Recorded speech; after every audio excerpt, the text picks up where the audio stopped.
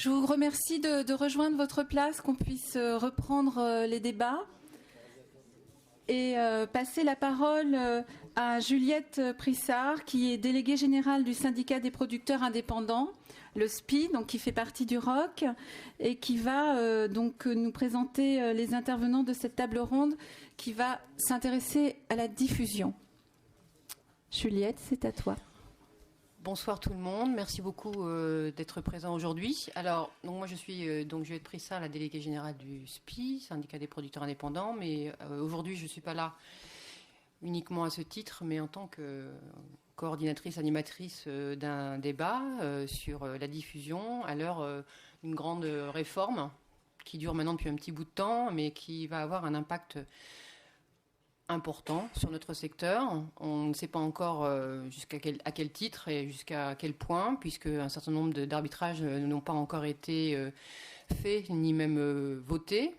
Alors tout d'abord, je vais vous présenter les personnes qui sont autour de la table pour parler aujourd'hui. Donc je vais commencer par Yann Sita, réalisateur, Caroline Sévin, directrice générale de la CAP Polymage Picardie, Monsieur Pouzol, parlementaire et ancien réalisateur de courts-métrages, Monsieur Mangin, élu culture région Alsace, Monsieur Poulet, qui est directeur festival court-métrage à Grenoble, ainsi que directeur de la Cinémathèque de Grenoble, Catherine Bayache, directrice d'un réseau de salles dans la région, dans l'ouest de la France. Voilà. Des acteurs tous illustrant la politique régionale en matière culturelle sur les territoires. Alors, ce que je voulais dire en introduction, et je serai le plus rapide possible pour laisser la place et la parole aux intervenants. Simplement, aujourd'hui, pourquoi est-ce que on a souhaité mettre l'accent sur ces réformes en cours ? Parce que la politique des différents gouvernements et des différentes collectivités territoriales en matière de production et de diffusion culturelle et matière cinématographique est ancienne.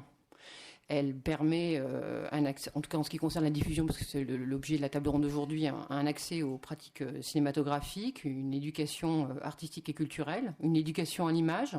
Là, je reprends exactement ce qui est décrit dans la plaquette du CNC, et ça reflète exactement l'objet même de cette politique. Je dirais à l'éducation à l'image des citoyens, mais également une alimentation de la création dans l'autre sens, c'est-à-dire via cette transmission, une alimentation de la création, une sensibilisation à la diversité culturelle, une lutte contre les discriminations et les préjugés et le communautarisme. Voilà, ce sont des enjeux qui ne sont pas des moindres.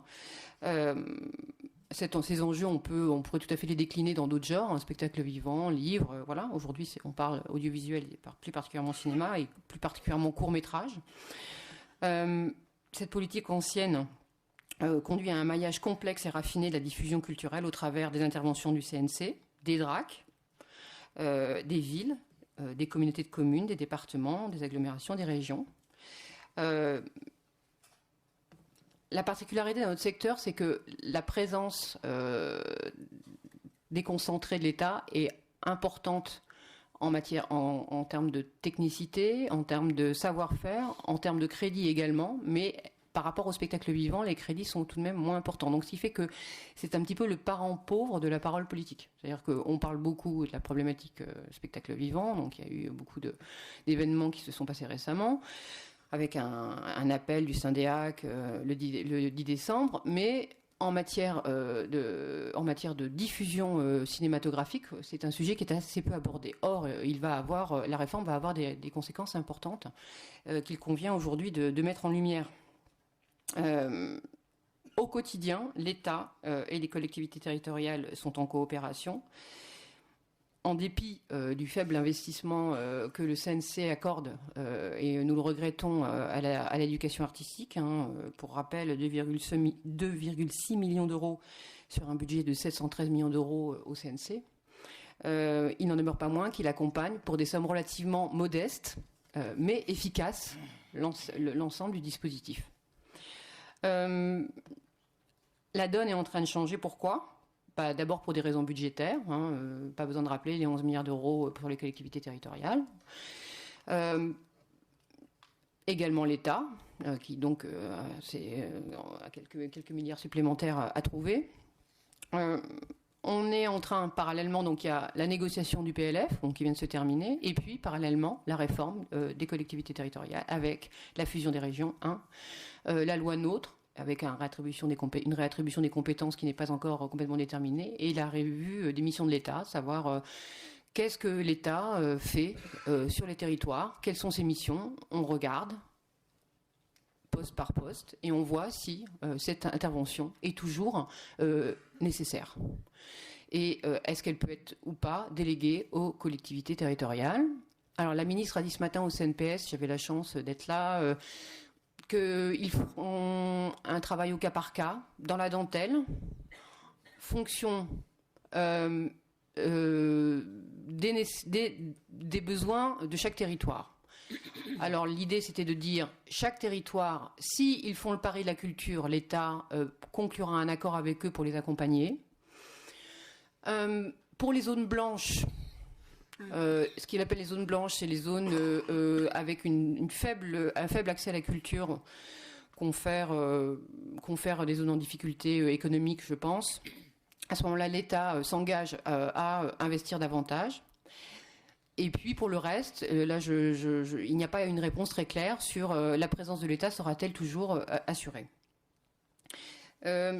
Aujourd'hui, nous avons un certain nombre d'intervenants et ce que je voudrais, c'est qu'ils puissent avoir un petit temps pour expliquer.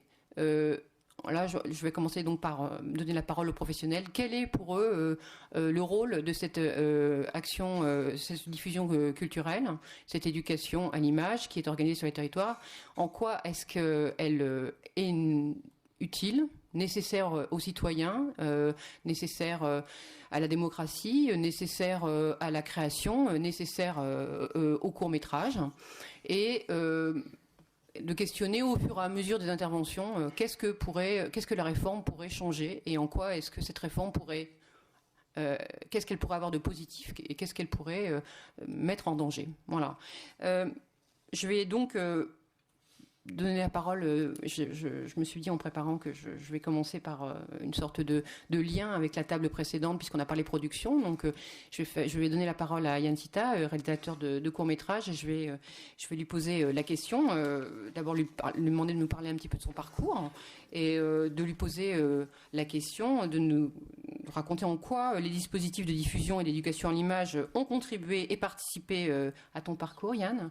Et t'ont alimenté en tant que cinéaste, à l'inverse. Donc, tu n'as pas été que, bénéficiaire d'un certain nombre de dispositifs, mais également tu as participé à ces dispositifs. Et ça, peut-être, vas-tu nous répondre, participer à ton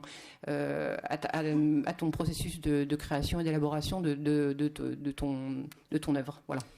Bonsoir, oui. C'est sûr que quand on réalise des courts-métrages, il n'y a pas beaucoup d'endroits où le diffuser. Donc il y a forcément, quand on a la chance d'être acheté, les chaînes de télévision, et puis ensuite beaucoup évidemment les festivals, et donc la possibilité de voyager à travers la France pour présenter son film. Et dans le parcours d'un réalisateur, on connaît un peu les différentes étapes, et en effet après le passage délicat de la production pour récupérer des financements, de l'argent, le tournage, forcément cette dernière étape est de la présentation du film, le moment où on présente son travail qui, comme on a entendu tout à l'heure, peut durer plusieurs années, même pour un film court, enfin toujours même pour un film court. C'est un moment fondamental, même fondateur pour celui qui a réalisé le film, parce que bien évidemment, on ne fait pas forcément des films pour le public. Enfin, en tout cas, moi, je sais pas forcément pour le public, mais en tout cas, c'est pour rencontrer un public, c'est pour forcément confronter ma proposition à un public. Et j'ai l'impression que là où c'est forcément fondamental, c'est dans quelque chose qui n'est pas quantifiable, c'est vraiment de l'ordre de l'expérience humaine en tant que réalisateur, artiste, mais en tant que com. Et évidemment, le fait d'avoir la possibilité, parce que même quand on fait du court-métrage, on le fait avant tout pour le cinéma, mais donc pour le présenter dans une salle de cinéma. Donc on a la possibilité de projeter son film et de partir à la rencontre du public. Ben, évidemment que c'est absolument fondateur parce que c'est le moment où on confronte un peu ces partis pris esthétiques, ces idées, ces envies, et que d'un coup, on n'est plus seul dans son coin ou avec son équipe ou avec ses producteurs, et que pour la première fois, on a des retours sur notre travail. Et moi, j'ai surtout eu un parcours voilà, de festival, de pouvoir aller dans différentes régions de France pour présenter le film. Et ben tout simplement, quand je disais que c'était pas quantifiable, c'est que c'est en effet de l'ordre de la rencontre. Et il y a différents types de rencontres qui sont fondamentales pour un réalisateur, parce qu'on est quand même inclus dans un système auquel on se confronte. Et le premier, c'est tout simplement les sélections, et pouvoir rencontrer, parce que quand on n'est pas sélectionné, on rencontre personne. Et donc on est un peu seul avec son film et avec ses doutes. Et forcément, quand on est sélectionné, on commence à rencontrer les sélectionneurs, donc de pouvoir aussi commencer à se faire une idée du milieu dans lequel on veut évoluer, parce que mine de rien, les sélectionneurs, ce sont quand même eux qui définissent par leur choix ce qui est présentable, ce qui est sélectionnable, et par là même, ils définissent aussi une esthétique cinématographique. Et donc forcément, quand on veut faire des films qui viennent de nous, on se positionne toujours par rapport à des choix esthétiques, mais c'est justement intéressant de se confronter à ceux qui par leur choix, les définissent, ces choix, et donc créer un peu comme ça des courants. Et donc forcément, c'est fondamental d'avoir cet échange, cette première rencontre avec les gens qui sélectionnent les films. Et ensuite, après, il y a la vie du festival, qui est une succession de rencontres avec donc les sélectionneurs, mais aussi les autres réalisateurs, parce que voilà, c'est des métiers quand même assez solitaires. On n'a pas forcément l'occasion de rencontrer d'autres personnes qui font des films, et c'est aussi un moment fondamental de rencontre. Alors parfois on ne fait que se croiser, ça dure une journée, 2 journées. Il y a des festivals, j'en ai fait un où on a pu rester 5 jours, et je crois que c'est assez rare, avec tous les réalisateurs, et ça a été des moments assez surprenants en fait d'échanges, de rencontres, de fédération, parce que forcément ce temps qui est donné, qui est offert, même si c'était aussi, ça faisait partie du principe du festival, il fallait qu'on reste 5 jours pour avoir nos films sélectionnés si on avait été sélectionné. Et tous ces moments-là, voilà, c'est des moments un peu suspendus qui alimentent, qui nourrissent profondément la vie d'un réalisateur. On a le temps. Ce qui est peut-être difficile aujourd'hui, et ce qui ne paraît pas forcément le plus important, on a le temps d'échanger, de se nourrir, de réfléchir, de prendre du recul, et ça alimente aussi, évidemment. Thomas tout à l'heure disait que la vie en festival, c'était le début de la suite. En effet, c'est vrai, c'est que c'est seulement une fois qu'on a pu projeter son film, c'est-à-dire vraiment le sortir de soi, c'est seulement à ce moment-là qu'on peut commencer à penser à la suite. De juste mon expérience, c'est vrai que la post-production de mon court-métrage a été assez longue, donc il y a eu un temps assez important entre la fin du tournage et la vie en festival. Et moi, je n'ai été qu'apaisé à partir du moment où le film a commencé, en effet, à avoir une vie en festival, où j'ai pu rencontrer le public, parce que voilà, il y a cette rencontre fondatrice, des retours de gens qui ne sont pas forcément dans l'univers du cinéma, et qui vous nourrissent, qui vous alimentent, qui vous questionnent, qui vous interrogent, qui permettent en effet de mettre en lumière peut-être voilà, des choses encore un peu fragiles dans notre pratique. Et je ne vois pas trop en fait comment on peut en effet se passer de ce temps-là qui permet vraiment de prendre du recul. Et la chance peut-être qu'on a encore aujourd'hui, alors voilà, par rapport à tout ce qui arrive, on ne sait pas trop combien de temps, enfin comment ça va s'orienter, mais d'avoir aussi une diversité de festivals, parce que en tournant justement dans les festivals, se rendre compte que mine de rien, alors je sais pas, c'est peut-être aussi la fragilité actuelle qui fait qu'on essaye de à chaque fois créer un événement, en l'occurrence pour les festivals. J'ai l'impression que cette diversité du nombre de festivals permet d'ouvrir aussi à une diversité de films qui sont projetés, qui sont montrés, et de ne pas tomber dans une sorte de formatage qui se fait peut-être à la fois par la qualité de certains films qui du coup font un peu tous les festivals, mais le fait qu'il y en ait beaucoup, ça permet aussi peut-être de laisser la place à un nombre plus important de films, et du coup de donner la possibilité aux gens de voir des films évidemment qui n'auraient pas vu ailleurs. Et c'est vrai que ce temps-là, c'est un temps qui n'est pas, voilà, sur lequel qu'on ne peut pas quantifier, qui n'est pas forcément rentable, qui n'est pas forcément hyper efficace, mais qui vraiment participe profondément. Alors c'est un peu évidemment des lapalissades que de dire ça, mais pour l'avoir moi-même éprouvé, évidemment que dans le parcours de quelqu'un qui a la prétention de proposer des idées, de proposer des films, d'avoir ce retour du public, de cette rencontre avec le public, parfois en effet des prix, ce que disait Sébastien aussi, évidemment que c'est pas parce qu'on n'a pas de prix qu'on va arrêter de faire des films, mais c'est toute cette vie finalement, ce réseau humain qui fait qu'on s'ouvre enfin et surtout on part à la rencontre. Moi j'étais très heureux que mon film passe sur France 2, mais évidemment que c'est quelque chose parce que ça rapporte pour le coup voilà, de l'argent, que ça permet de vivre, mais aussi c'est vrai que on est encore une fois très seul face à son écran et c'est que finalement c'est ce réseau humain qui est incontournable, quoi, qui nourrit. Et aussi, mine de rien, c'est aussi ces endroits-là qui aident à la création, qui aident à poursuivre. Quand on a la chance d'avoir des prix, en effet, moi, ça m'a permis de tenir quelques mois très concrètement, parce qu'en développant des projets personnels, de courts-métrages, de documentaires, j'ai perdu mon statut d'intermittent, parce qu'il faut passer beaucoup de temps à écrire, et qu'en effet, ces lieux qui sont, ces lieux de rencontre, les festivals, certains prix, c'est de l'argent, ça permet de vivre, certains prix aussi sont de l'aide en industrie, ce qui permet aussi de se motiver, de continuer à garder une dynamique de création, parce que le plus difficile, c'est pas forcément d'avoir des idées, c'est pas forcément de rencontrer des gens, parce qu'en effet, au bout d'un moment, c'est quand même, on parlait des réseaux entre Paris et la province. Paris est très nourri, moi je suis pas parisien, mais je suis monté à Paris pour faire du cinéma. Et c'est sûr qu'au bout d'un moment, on rencontre des gens, on a la possibilité d'initier des projets. Ce qui est compliqué, c'est vraiment une course d'endurance, c'est vraiment une course de fond. Donc c'est le moment où on commence un peu au bout, quand on porte depuis 2 ans son film et qu'en effet, à la fin, on sait même plus. Enfin, on se dit que ça va être bien, que ça va peut-être donner quelque chose, mais on doute quand même énormément, parce que les budgets sont faibles et qu'il faut quand même tenir et vivre, tout simplement. Donc ces moments-là de rencontre sont fondamentaux, et les festivals aident aussi à la création. Au Festival d'Angers, j'ai pu, via un prix, faire ensuite une tournée, ce qu'on appelle une tournée CCAS, qui était pendant 10 jours c'est le comité d'entreprise d'EDF, GDF, qui permet d'aller dans des centres de vacances. Et pareil, moi je connaissais de nom, mais le fait de l'avoir vécu, on est payé, voilà, on est rémunéré pour présenter un court-métrage pendant 10 jours à des gens qui sont en vacances. Moi, mon film est plutôt très noir, ça parle de la peur de se retrouver à la rue, ça dérive un peu vers l'étrange, le fantastique, donc les gens qui étaient en vacances étaient peut-être un peu surpris au début, et en même temps, c'est des rencontres qui ouvrent aussi encore sur autre chose. C'est-à-dire que dans les festivals, il y a évidemment les passionnés des films, des courts-métrages, parce que c'est vrai que c'est des formats sur lesquels on n'investit pas, dans la mesure où c'est quelque chose d'un peu hybride, c'est durée courte. Et en même temps, dans les festivals, ce qui est très beau à voir, c'est la foule de gens qui viennent.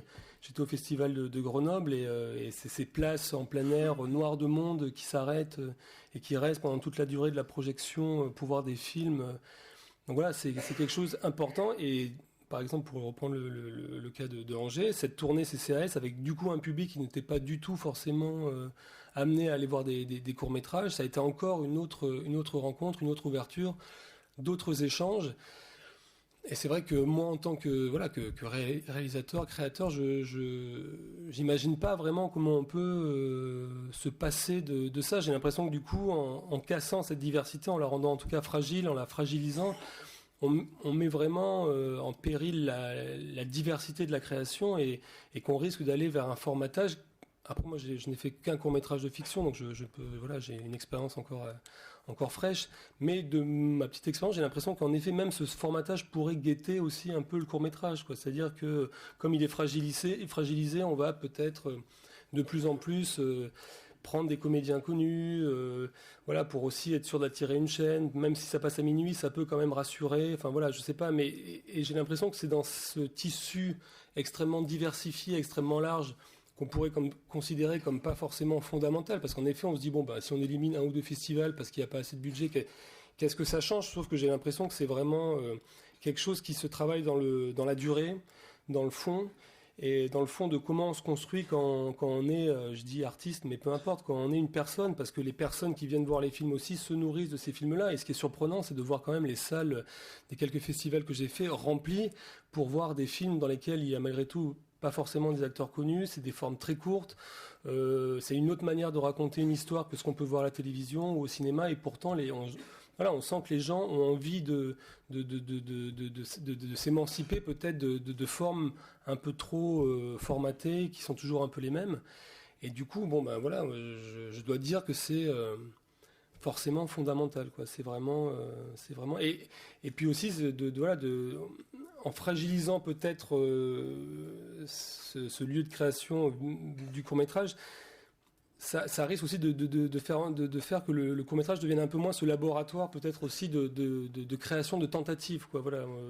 J'ai l'impression que justement cette situation de fragilisation globale fait que quand on fait du court-métrage, on pense forcément un peu à son long, parce qu'on se dit que dans le court, on ne pourra pas tenir, donc il faut penser un peu à son long, et peut-être que malgré tout, de façon inconsciente, on prépare, et peut-être que certaines formes de court-métrage aussi sont déjà des espèces de préquels du long-métrage, parce qu'il y a cette angoisse permanente qui fait que, on sent que tout se fragilise, donc il faut aussi assurer un peu l'avenir, et ça vise peut-être un peu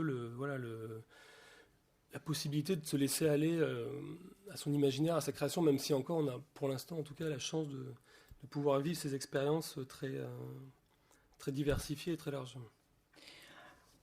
Alors là, je m'apprêtais à passer la parole à Caroline, mais en fait, je vais peut-être passer la parole à Guillaume et passer un petit message politique en passant. Là, je reprends ma casquette speed. C'est vrai que ce qui est intéressant, je trouve, dans ton témoignage, c'est en fait de dire que la diversité des festivals qui ont accompagné ton film ont proposé une offre qui est accessible nulle part ailleurs.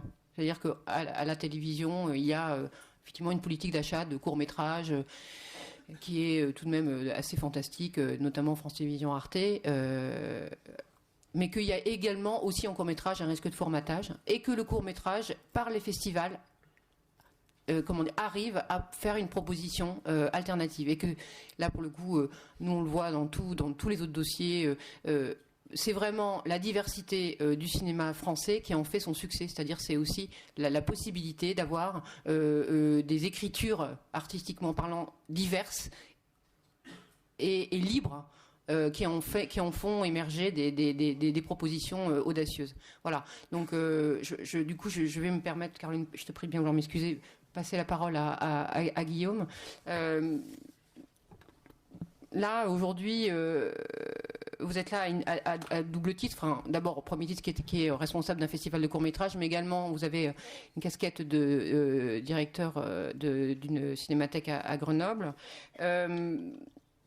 Je crois par ailleurs que vous avez donc la dimension patrimoniale du court-métrage, dans le sens où vous conservez les courts-métrages qui sont montrés, ou en tout cas une partie, peut-être pas tous, qui sont montrés au festival. D'abord, quel est votre rôle pour vous en tant que directeur, enfin, quel est ce rôle que vous assurez aujourd'hui en termes de diffusion?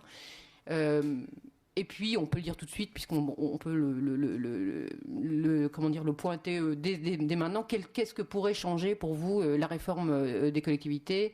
Est-ce que la fusion des régions, un changement de compétences, un retrait de la DRAC, qu'est-ce que ça pourrait changer pour vous? Voilà. Ça fait beaucoup de choses en même temps. Je ne sais pas par où commencer. Alors, sur l'aspect cinémathèque, pendant longtemps, et alors là je crois qu'on a été un des derniers festivals, puisque on ne s'est arrêté qu'en 2012, enfin c'est à partir de 2012 qu'on a fait le basculement numérique à Grenoble, donc on était un peu en retard par rapport à d'autres, et jusqu'en 2011 on ne passait que des films en 35 mm, et on s'engageait sur au moins 2 des films primés à financer le tirage de 2 copies 35 pour les intégrer dans les collections de la Cinémathèque, avec bien sûr cette idée que ces films étaient, c'était une copie supplémentaire, qu'elle n'avait pas vocation à rester stockée dans les collections de la Cinémathèque de Grenoble et à ne jamais en sortir, mais que c'était un moyen d'apporter un soutien à la fois à un producteur et à un auteur pour que leurs films soient un peu plus diffusés. On sait que le coût d'une copie 35 était très cher, et que c'était un moyen de favoriser ça, en plus des copies qu'il pouvait y avoir parfois, et souvent en général, à l'agence et qui sortaient de l'agence. Donc on a effectivement cette particularité de la Cinémathèque de Grenoble d'être, je crois, et en tout cas la direction du patrimoine du CNC nous le redit souvent, donc je finis par le croire, la seule cinémathèque en France qui organise un festival basé sur la création contemporaine. Et ça a toujours été historiquement, pour l'équipe qui a créé et la Cinémathèque et le festival, c'était les mêmes personnes. Ça a toujours été quelque chose d'important, de créer vraiment ce lien entre, quelque part, entre l'histoire du cinéma et le cinéma contemporain, et en particulier à travers le court-métrage. Donc, c'est un travail qu'on essaye de poursuivre, alors à la fois par le travail que l'on fait tout au long de l'année à la Cinémathèque dans la diffusion largement de films et aussi de courts-métrages dans l'année. Et bien évidemment, le lien se fait aussi au moment du festival, puisqu'on a toujours une programmation un peu patrimoniale présente, que ce soit à partir de nos collections ou à partir des collections d'archives partenaires, qu'elles soient en France ou à l'étranger. Il est vrai, alors Yann évoquait la diversité des festivals. Je pense qu'on a cette chance en France, effectivement, d'avoir un maillage de festivals importants, implantés parfois dans des endroits où des communes très petites de moins de 10 000 habitants qui peuvent en quelques jours présenter des films devant 3 fois leur population. Je pense que il y a ce maillage-là important et pour la diffusion du court-métrage en particulier, qui permet que soit vue cette diversité, parce qu'on parle beaucoup effectivement aussi bien pour les producteurs que pour les réalisateurs, du préachat ou de l'achat par une chaîne de télé. En même temps, je crois qu'Arte, c'est 30 films par an. Les autres chaînes, c'est à peu près l'équivalent. Canal+, peut-être un poil plus. Mais voilà, pour donner un ordre de grandeur, l'année dernière, même si on n'est pas au chiffre de Clermont, on a reçu plus de 1000 films, dont 650 films français. Tous ces films, bien évidemment, n'ont pas eu un préachat ou un achat par une chaîne de télé, et c'est quand même important que les festivals soient là pour les présenter, me semble-t-il. De même que c'est important qu'un festival, et on essaye d'être le plus attentif possible au moment de la sélection, même si le nombre de films rend les choses parfois difficiles, d'être vigilant sur le nombre de premiers films montrés. En général, il y a toujours 30% à peu près de films sélectionnés à Grenoble qui sont des premiers films, parce que c'est... Je ne sais pas si c'est toujours de la même manière cette antichambre du long métrage. Moi, en tout cas, je vois aussi beaucoup de réalisateurs passer par Grenoble dont l'envie n'est pas forcément le long métrage désormais, mais peut être la série télé. C'est devenu... on sent ça et on l'entend en tout cas. Mais ce qui est évident, et je pense que c'est important de leur dire, que les courts-métrages sont des œuvres à part entière et qu'elles méritent d'être vues, montrées à un large public. Pour parler un tout petit peu de Grenoble, le festival dont la particularité, effectivement, ce sont ses projections en plein air devant, chaque soir, près de, ou plus de 1000 personnes, certains soirs. On n'a jamais fait, en tout cas depuis que je suis là, de comptage très précis, et donc entre les chiffres des organisateurs et de la police, il y a toujours un décalage, ça je vous l'accorde. Il y a certains soirs, nous on disait qu'il y avait presque 2000 personnes, et c'est en tout cas un monde important, et des gens qui, je pense, ne sont pas que des cinéphiles, et des gens qui, à la fois sont des habitués du festival, parce que c'est devenu un rendez-vous incontournable à Grenoble. Ça va être la 38e édition, la 38e édition là en 2015. Donc les gens, il y a une forme d'habitude, mais c'est aussi pour ça que je pense que le succès de Grenoble, il est aussi le fruit de toute cette histoire. C'est-à-dire qu'il a fallu laisser le temps au festival de s'installer, de se mettre en place, et on a des spectateurs effectivement qui sont là par hasard et qui vont tomber sur la place en se promenant et rester toute la fin de la soirée pour voir des courts-métrages, et parfois revenir le lendemain en se disant chouette, il y a encore des films à voir. Je pense que effectivement, les festivals ont leur importance. Ils assurent vraiment une diffusion plus large possible, même si, quand Sébastien, je ne sais plus où c'est, Ludovic Henry qui disait que c'était 300 000 spectateurs pour le passage sur France 2, et qu'il n'y a pas 300 000 spectateurs à Grenoble qui verront un court-métrage. Je pense que si on réunit l'ensemble des festivals en France, on a des chiffres importants. Dans les documents que donnait l'agence, on a vu, pour certains films qui passent en salle, mais j'ai été exploitant, mais je trouve que le court-métrage en salle a quand même des difficultés, et que c'est quand même difficile à diffuser. Et je trouve très louable que de plus en plus, que quand même des salles continuent à le faire, et en relais aussi, des festivals. Et puis les festivals, me semble-t-il, assurent aussi ce lien entre entre les professionnels. Enfin, le témoignage de Yann le disait bien. Enfin, c'est que c'est le moment où souvent les réalisateurs, les professionnels peuvent rencontrer le public qui voit les films. En tout cas, à Grenoble, on y est vraiment très attentif et de nombreux festivals le font et ça me paraît vraiment important. Pour terminer, peut-être sur la question de quid de la réforme en cours et des changements. Alors, c'est forcément difficile de répondre puisqu'il y a plein d'inconnus et d'incertitudes. Je pense qu'il faut tous qu'on soit très vigilants à ce que il n'y ait pas effectivement de festivals qui disparaissent. Et une des premières questions qu'on se pose, c'est quand deux régions qui vont fusionner, pour prendre cet exemple-là, ont des politiques qui ne sont pas les mêmes, ou des fonctionnements même en dehors des choix politiques qui sont faits, du nombre de festivals soutenus, ou etc., qui peut s'expliquer par plein de raisons. C'est de voir comment les choses vont s'articuler, comment les équipements éventuellement ou les institutions para-régionales dans une région qui fusionnent avec une région où le fonctionnement est complètement différent, comment ça va se passer. Et forcément, c'est le cas pour... on parlait des guichets pour la production tout à l'heure, mais je pense que pour la diffusion et pour les festivals, c'est pareil. La question, c'est de se dire qu'il faut souhaiter qu'il n'y en ait aucun qui reste sur le carreau. Ou alors, si on est un peu pessimiste, en tout cas le moins possible. Mais voilà. Pour rappel, le financement des festivals est assuré en grande partie par les collectivités territoriales, alors à différents échelons, et également par l'État de deux façons différentes, soit par le CNC pour un certain nombre d'entre eux, dits les plus gros, et puis un certain nombre d'autres sont financés par le ministère de la Culture.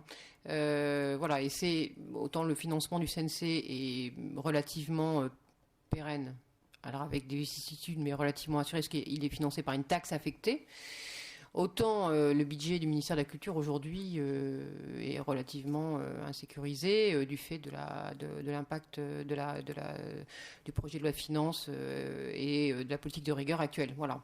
Si je peux me permettre oui, juste un complément, c'est vrai que pour parler au-delà des régions, prendre l'exemple de la situation à Grenoble où donc la nouvelle équipe municipale, puisqu'il y a eu un changement aux dernières élections, a annoncé en gros que les dotations de l'État diminuant de 6 millions d'euros sur son budget 2015, en gros, le budget de fonctionnement de la municipalité ne pouvait pas être impacté, ou en tout cas il l'était au maximum. On sait aussi que plein de contrats précaires et autres n'ont pas été renouvelés, et qu'en gros, l'impact le plus important sur cette recherche d'économie de 6 millions, elle se fait sur les subventions accordées aux associations, et en particulier, bien évidemment, aux associations culturelles. Alors, beaucoup sûrement ont entendu parler de la situation des musiciens du Louvre, à qui on a annoncé de but en blanc que de 438 000 euros en 2014, ils auraient 0 en 2015. Il y a un autre festival de musique du monde qui avait eu 80% de sa subvention votée par la précédente équipe, tellement persuadé d'être réélu qu'il n'avait pas voté les 20% en disant on les votera à la rentrée. Et la nouvelle équipe a dit écoutez, les 20%, vous les aurez pas, voilà, on doit faire des économies.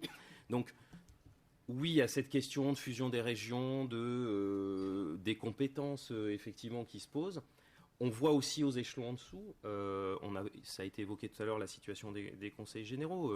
Nous, on voit, c'est quasiment sur le conseil général de l'Isère, alors qui, effectivement, était plutôt un financeur important. En 5 ans, c'est moins 20%. Alors, c'est le cas aussi en interne. Hein, ils ont 11 musées en régie directe, le département de l'Isère. Les équipes sont réduites, il n'y a plus de budget d'action culturelle quasiment. Enfin, voilà, on en revient. Donc, c'est pas propre au cinéma, mais on sent bien qu'à tous les échelons, ça va devenir de plus en plus compliqué. Et voilà. Ça, comment dire, ça résonne de l'interview de la ministre de la Culture dans Libération de ce week-end, disant les autres collectivités territoriales de faire des choix à l'heure de la rigueur budgétaire. Est-ce qu'elles mettent en priorité la culture ou pas tout à savoir, enfin la question demeurant de savoir quelles compétences elles vont avoir, puisqu'en fonction des compétences qu'elles vont avoir, les régions ou les départements, quelles compétences elles vont avoir, elles vont savoir combien elles doivent dépenser. Donc on est un petit peu dans une espèce de jeu de bonne taux où finalement on ne sait pas très bien, en fonction des compétences, quel budget on aura pour les financer. Caroline, c'est ton tour. Voilà, j'aimerais que tu nous parles de ton métier, de ce que tu fais au quotidien. Qu'est-ce que c'est qu'un pôle d'éducation à l'image ? Quelle action tu entreprends tous les jours dans la région que tu représentes, à quoi ça sert, hein, et plus particulièrement concernant le court-métrage, quels sont les dispositifs que vous avez mis en place, voilà.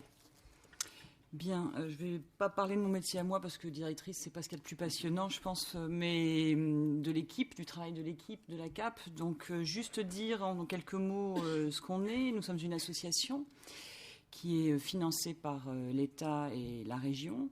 Et nous sommes un opérateur d'action culturelle cinématographique sur le territoire picard, hein, avec 3 axes d'intervention. La création, notamment par le biais du bureau d'accueil de tournage, qui est une des missions que nous portons. La diffusion, à travers notamment l'animation du réseau de salles Art et Essai en région Picardie, avec donc soutien à la diffusion des œuvres d'auteurs, hein, et puis aussi le portage d'un certain nombre de manifestations culturelles en salle de cinéma, qui donnent toute leur place au court-métrage, bien sûr.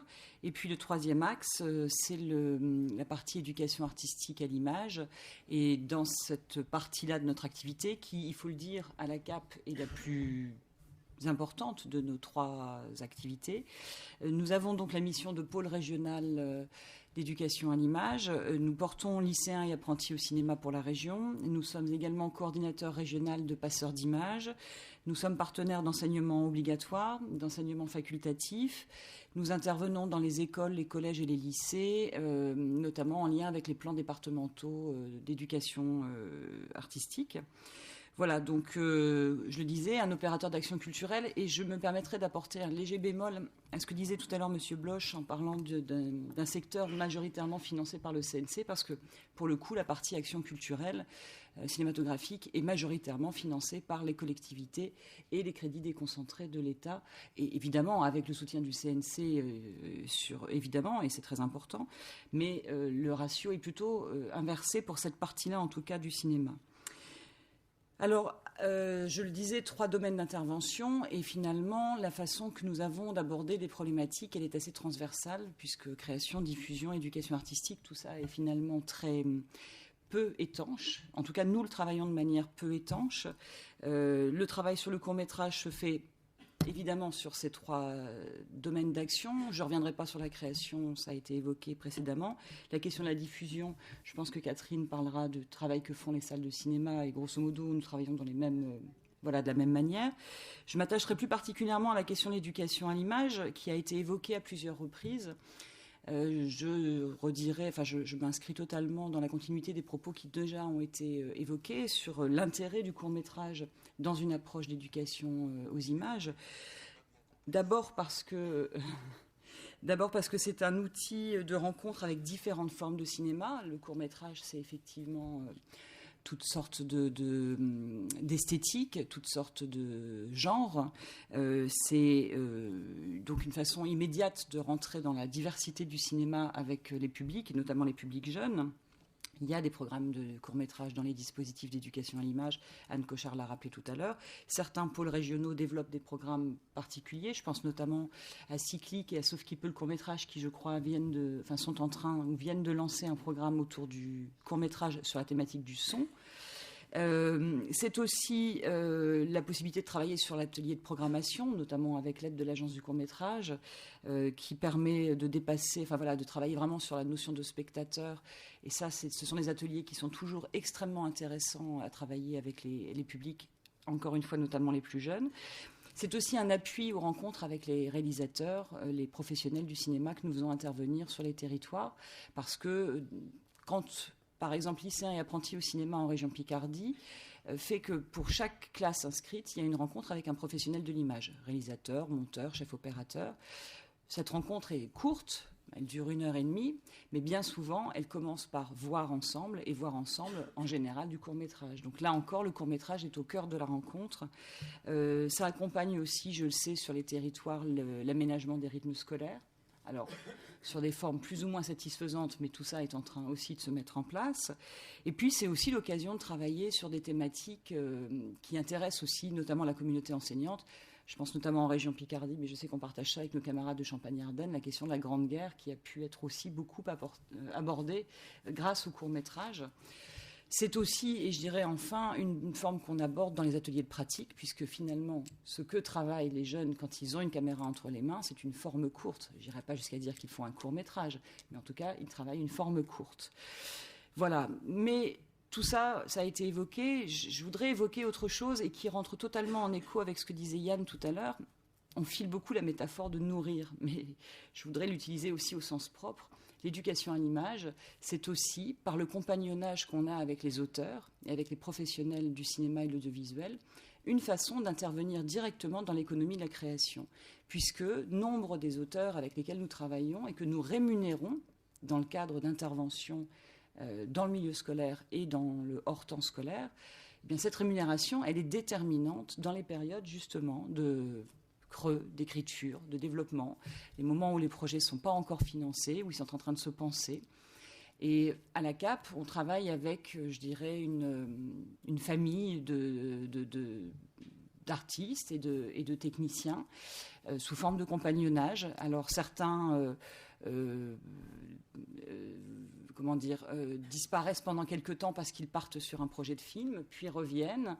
Il y a un renouvellement régulier, mais en tout cas, il y a une notion de fidélité très forte qu'on essaye de proposer avec ceux avec lesquels on travaille, parce qu'on sait à quel point c'est déterminant.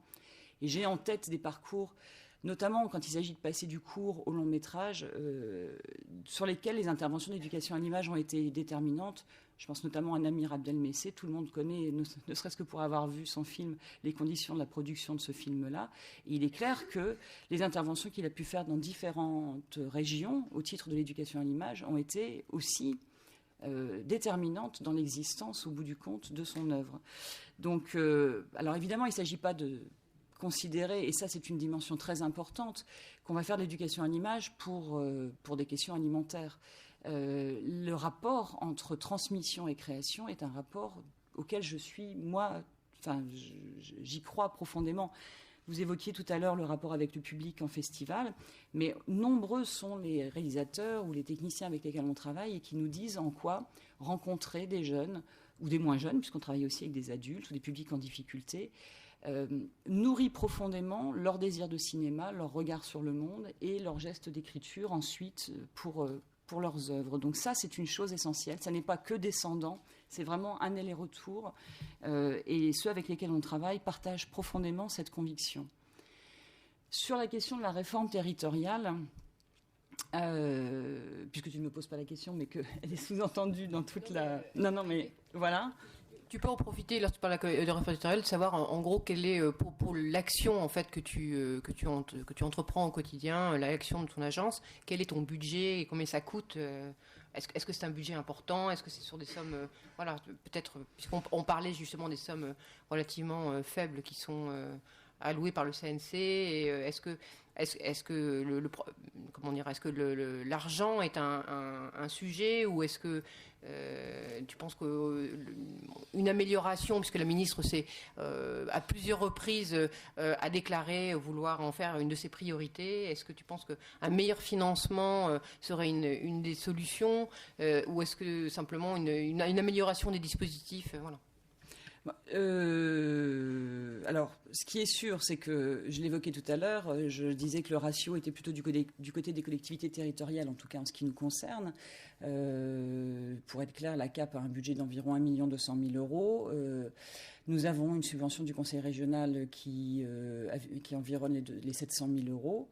Avec des aides à l'emploi dedans. Nous avons une subvention de la DRAC qui est en dehors des lignes des enseignements autour de 200 000 euros, et puis des partenariats avec les conseils généraux sur des actions de diffusion. Donc on voit bien à quel point c'est absolument déterminant. dans notre budget en tout cas, la part des collectivités territoriales. Mais au-delà du cas de la CAP, je dirais que les dispositifs d'éducation à l'image que sont école et cinéma, collège au cinéma, lycéens et apprentis au cinéma, reposent sur le croisement absolument essentiel des financements des collectivités et des crédits déconcentrés, et que très clairement, mais je crois qu'on l'a déjà vu d'ailleurs sur certains territoires, le désengagement d'un partenaire, d'un conseil général, a fortiori d'une région, va avoir des répercussions immédiates sur l'opération en question. Mais, et ça paraît peut-être moins vu de Paris, la part des collectivités locales, là j'entends les municipalités ou les communautés de communes qui interviennent sur les cinémas et qui sont bien souvent les coordinateurs de ces dispositifs, est aussi essentiel. C'est-à-dire que ces dispositifs sont portés par des salles de cinéma qui sont très engagées dans l'action culturelle, mais qui ont au final de très faibles subventions vraiment sur la ligne de la coordination de ces dispositifs. C'est finalement parce que globalement ils sont aidés par leur ville sur l'ensemble des actions qu'ils mènent qu'ils peuvent déployer l'énergie, le temps pour porter ces dispositifs. Et Dieu sait si mettre en place ces dispositifs prend du temps dans leur travail en plus de leur programmation. Donc on voit bien en quoi tout ça est une chaîne qui est très fragile et qui, évidemment, dans une période où les budgets vont se restreindre, va forcément déséquilibrer cet équilibre fragile et donc directement impacter les dispositifs. Ce millefeuille vertueux, dirais-je. Oui, c'est un millefeuille vertueux. En tout cas, il s'est construit comme ça. Aujourd'hui, on est dans cette situation-là et on mesure finalement en creux comment il s'est constitué et comment il est devenu fragile dès qu'on voit à quel point telle ou telle baisse va impacter le dispositif sur tel ou tel territoire. J'ajouterais aussi que sur la question là encore je parle du côté de l'éducation à l'image, sur la question de cette réforme territoriale, une des questions que je me pose moi, une des inquiétudes que je peux avoir, c'est ces actions d'éducation à l'image, elles sont portées par un ensemble d'acteurs. C'est vraiment tout un maillage. Évidemment les établissements scolaires, les associations, mais aussi le hors-temps scolaire, les CAJ, les centres de loisirs, etc., les opérateurs d'éducation populaire, etc. Tout ce maillage-là, il est micro. Je m'interroge sur la capacité qu'auront les grandes régions à continuer à repérer avec finesse les actions qui sont menées, la qualité de ces actions et leur capacité encore à aller intervenir à tel ou tel endroit, parce que là, vraiment, on est dans la dentelle. Une dernière chose aussi que j'ajouterais sur les questions que je me pose, c'est celle de la modélisation. On l'évoquait aussi sur la question des festivals, mais c'est tout aussi vrai sur la question de l'éducation à l'image. Parce que finalement, même sur les dispositifs nationaux, qui ont un cahier des charges nationaux, les déclinaisons, elles sont, en tout cas pour lycéens et apprentis au cinéma, c'est flagrant, régionales. Elles ont pas la même façon de s'exprimer sur les territoires, de se déployer sur les territoires. Et en ce qui concerne le territoire sur lequel nous travaillons, la Picardie, nous allons donc être fusionnés avec le Nord-Pas-de-Calais, qui mène aussi le même dispositif, lycéens et apprentis au cinéma, mais pas du tout dans les mêmes conditions. J'évoquais tout à l'heure le fait qu'en Picardie, lycéens et apprentis au cinéma, c'est une rencontre par classe. Ce n'est pas du tout le cas en Nord-Pas-de-Calais. Comment est-ce qu'on va faire ? Est-ce que ça va être une harmonisation vertueuse ? Et alors à ce moment-là, elle va être coûteuse. Est-ce que ça va être une harmonisation par le bas ? Est-ce que ça va être deux régimes, mais finalement sur un seul territoire, est-ce que c'est logique ? Toutes ces questions-là, pour l'instant, on en est vraiment, je pense, au balbutiement des pistes de réponse. Tout ce que je sais, c'est que là-dedans, il y a à craindre aussi une forme de normalisation qui serait finalement déqualifiante par rapport à ce qui s'est bâti sur les territoires et qui peut avoir apporté une valeur ajoutée, notamment liée au réseau et à l'histoire des acteurs qui sont présents. Voilà. Je dirais juste pour finir une chose, c'est que tu demandais à quoi ça sert tout ce travail. Je le dis, même si c'est une évidence, il nous semble que l'éducation à l'image, l'éducation artistique à l'image est absolument essentielle parce que, rappelons-le quand même, les jeunes avec lesquels nous travaillons ont une consommation d'écran, et d'ailleurs les adultes aussi, extrêmement large. Enfin voilà, les écrans domestiques sont partout avec nous, voilà, sur la table avec nous, dans nos poches. Le flux d'images est incessant. Et s'il n'y a pas de politique publique concertée qui accompagne les regards dans cette lecture des images, je pense qu'on sera sur des enjeux de santé publique très forts. Merci beaucoup, Caroline. Je vais passer la parole à Catherine. Donc, tu animes un réseau de salles dans l'ouest de la France. Alors, toujours dans la même façon d'aborder les choses, elle est toujours un petit peu à double face, c'est-à-dire à la fois qu'est-ce que tu fais, quel est le rôle de cette association, quelle est la différence entre un cinéma, alors vous allez rigoler de la question, mais enfin après tout je préfère qu'on le précise, qu'on mette des mots sur des choses qui paraissent évidentes. Quelle est la différence entre un cinéma d'art et d'essai et un multiplex? Qu'est-ce qui qualifie pas, elle a raison. Qu'est-ce qui qualifie les pratiques? Qu'est-ce qui qualifie les différences de pratiques? À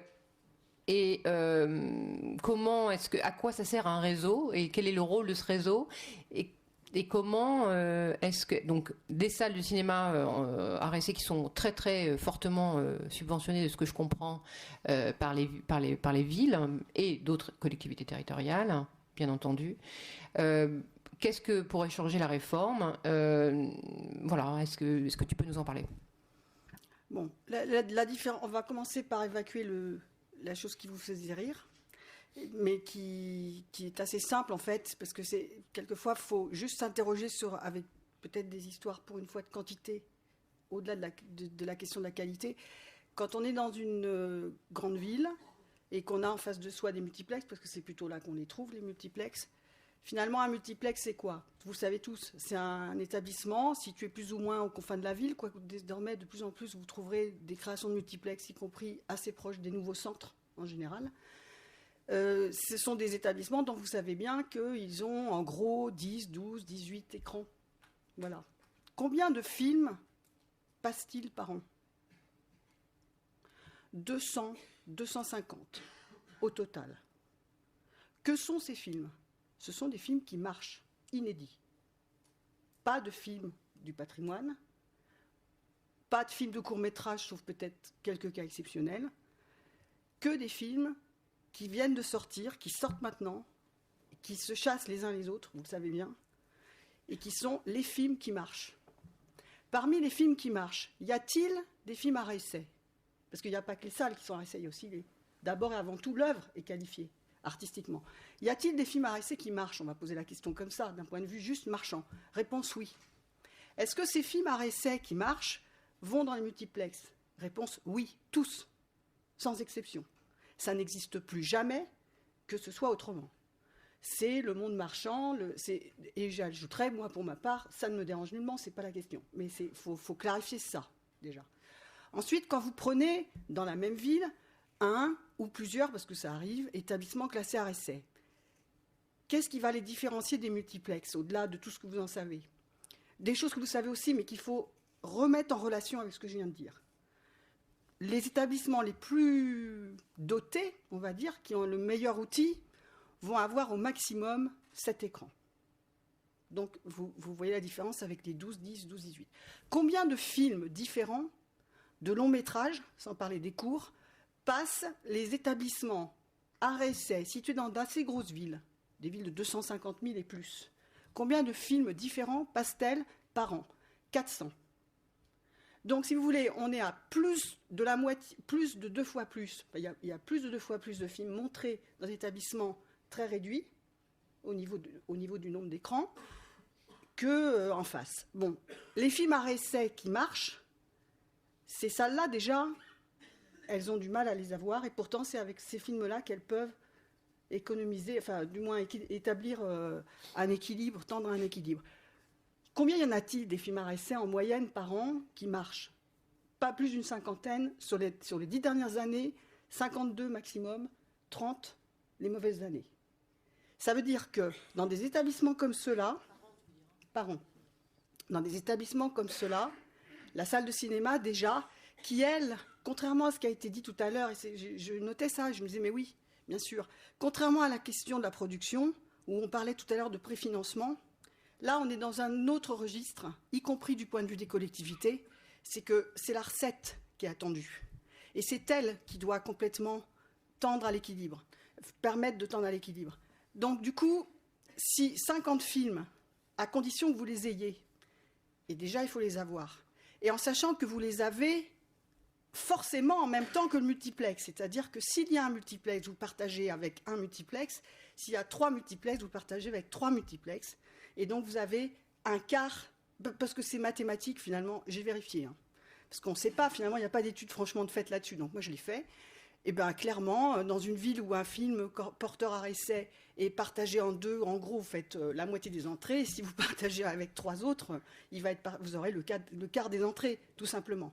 C'est ce qui fait d'ailleurs que dans des villes comme Rouen, 7 écrans pour la salle à essai, comparé à la ville d'Angers, qui pour l'instant a 7 écrans aussi, mais n'a qu'un multiplex, pendant que Rouen en a 3 en face d'elle. Rouen, sur l'année de classement 2015, a fait 150 000 entrées, c'est-à-dire moitié moins d'entrées que les 400 coups à Angers, alors qu'en fait, on est dans une ville qui pourtant offre une possibilité d'habitants du genre 3 fois plus.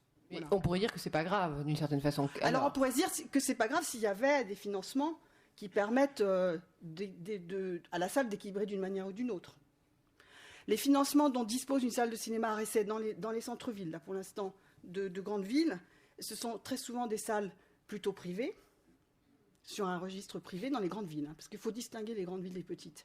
Bon, avec un apport de la collectivité locale déjà qui donc est 0, dans ces cas-là, et avec finalement, pour toute subvention potentielle, l'ARESSE, le classement ARESSE, et puis généralement ces salles-là on bénéficie du label Europa et d'une subvention qui va avec. Bon. Pour ce qui concerne la subvention ARESSE, même quand elle est au plus fort taux, elle représente 5% du chiffre d'affaires de la salle. C'est ça les proportions dont on parlait. C'est très bien, le travail de classement ARESSE, on est tous très contents que cette aide existe, mais clairement, elle n'est pas du tout proportionnellement en relation avec ce que vous décriviez tout à l'heure, parce qu'on n'est pas dans le même système du tout. Voilà. Donc, ceci posé, autre question. Dans les années 70-80, fin des années 70 et début des années 80, je ne sais pas si pour ceux qui étaient déjà là, vous vous en souvenez, mais c'est l'arrivée la transformation par les salles Gaumont, Pathé, Parafrance, UGC, d'un seul écran, d'une seule grande salle qu'ils avaient, en autant c'était les complexes cinématographiques. Donc, à ce moment-là, une véritable hémorragie s'est produite. Toutes les salles de quartier de toutes les villes dont je parlais ont disparu en 2-3 ans, au profit donc de ces salles multiplex, enfin qui n'étaient pas des multiplex mais qui étaient des complexes. Et pendant ce temps-là, surtout dans les campagnes, les salles fermaient les unes après les autres.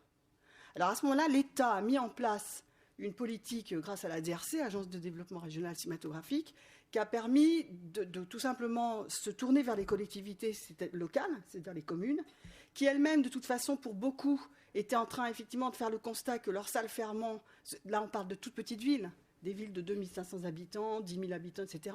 Au fond, finalement, tu parlais du rôle citoyen, la première chose à dire, c'est ça. C'est que quand tu es élu dans une petite ville et que ta salle de cinéma, elle ferme, eh ben, qu'est-ce qui te reste, à part le café? Rien. L'activité cinéma, d'abord avant tout, c'est un endroit où il y a de la lumière tous les soirs et qui est en même temps une activité rassurante parce qu'elle est familiale. Voilà. C'est tout bêtement ça, sans parler déjà de l'accès à la culture, qui est aussi évidemment au cœur du sujet. Bon.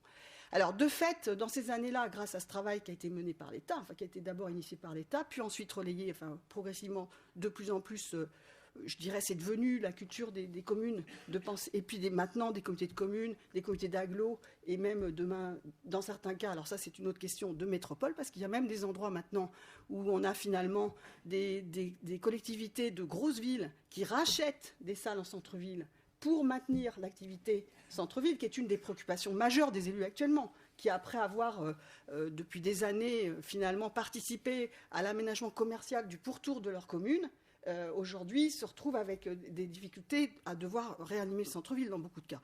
Donc on a actuellement en plus des salles de cinéma qui sont rachetées par des grosses communes ou des grosses communautés de communes. Ça existe désormais de temps en temps. Et je ne sais pas, on va voir si ça continue, mais en tout cas, c'est un constat tout à fait récent. Moi, je n'avais encore jamais vu ça jusqu'à présent. Mais pour les petites villes, pour les petites communes, clairement, à partir du moment où un maire décide de mettre de l'argent pour racheter, en fait, finalement, ou pour tout simplement, de toutes pièces d'ailleurs, parfois, créer une salle de cinéma à côté de l'ancienne qui lui convient moins, etc. De fait, ce qu'il veut, lui, c'est normal, ça se comprend. Ce qu'il veut, c'est que la salle soit d'abord à vocation généraliste. Ça, c'est la première chose à dire. Donc ces salles qui existent aujourd'hui et qui sont maintenues, qui sont modernisées, qui sont équipées en numérique, grâce à tous les systèmes qui ont été mis en œuvre, sont des salles qui ont vocation d'abord avant tout à montrer du cinéma, le cinéma, les ch'tis, tout ça. Bon. Et par ailleurs, comme on est quand même dans une mission de service public, avec plus ou moins disons, ils font pas tous de la même manière, car parfois ça s'arrête là. Et puis, quelquefois, il y a quand même l'idée qu'on est quand même aussi sur un terrain culturel et qu'il faille avoir, en plus de la vocation généraliste d'ouverture tout simplement d'un cinéma pour la population, il y ait la possibilité de dire qu'il faut quand même une politique de tarifs de prix de place, qu'il y ait effectivement un effort fait dans le cadre de l'éducation à l'image vers des publics précis, vers des publics spécialisés, empêchés, etc. Bon, tout ça, ça peut faire partie, et ça fait partie dans beaucoup de cas de figure, depuis déjà un certain nombre d'années, de petites communes ou de communes plus ou moins grosses. Voilà. Bon.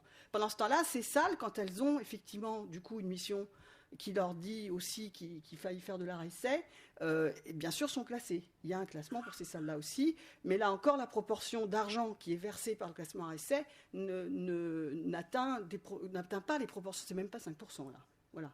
Donc, si vous voulez, la politique, moi je rejoins ce que dit Caroline, hein, c'est-à-dire que la politique de maintien du réseau, du maillage dans les petites villes, et derrière ça, la question de la diversité culturelle, c'est-à-dire qu'au passage, on puisse soit amener des collectivités locales, soit en tout cas renforcer avec elles le fait qu'il y a un travail d'offre, alors cette fois-ci de la diversité culturelle, c'est-à-dire où on ne se contente pas de montrer ce qui serait très facile, ce qui est très facile, ce qui arrive dans certains endroits, uniquement les films qui marchent, avec dedans quelques films porteurs à essai du type le dernier Woody Allen, quoi, en gros.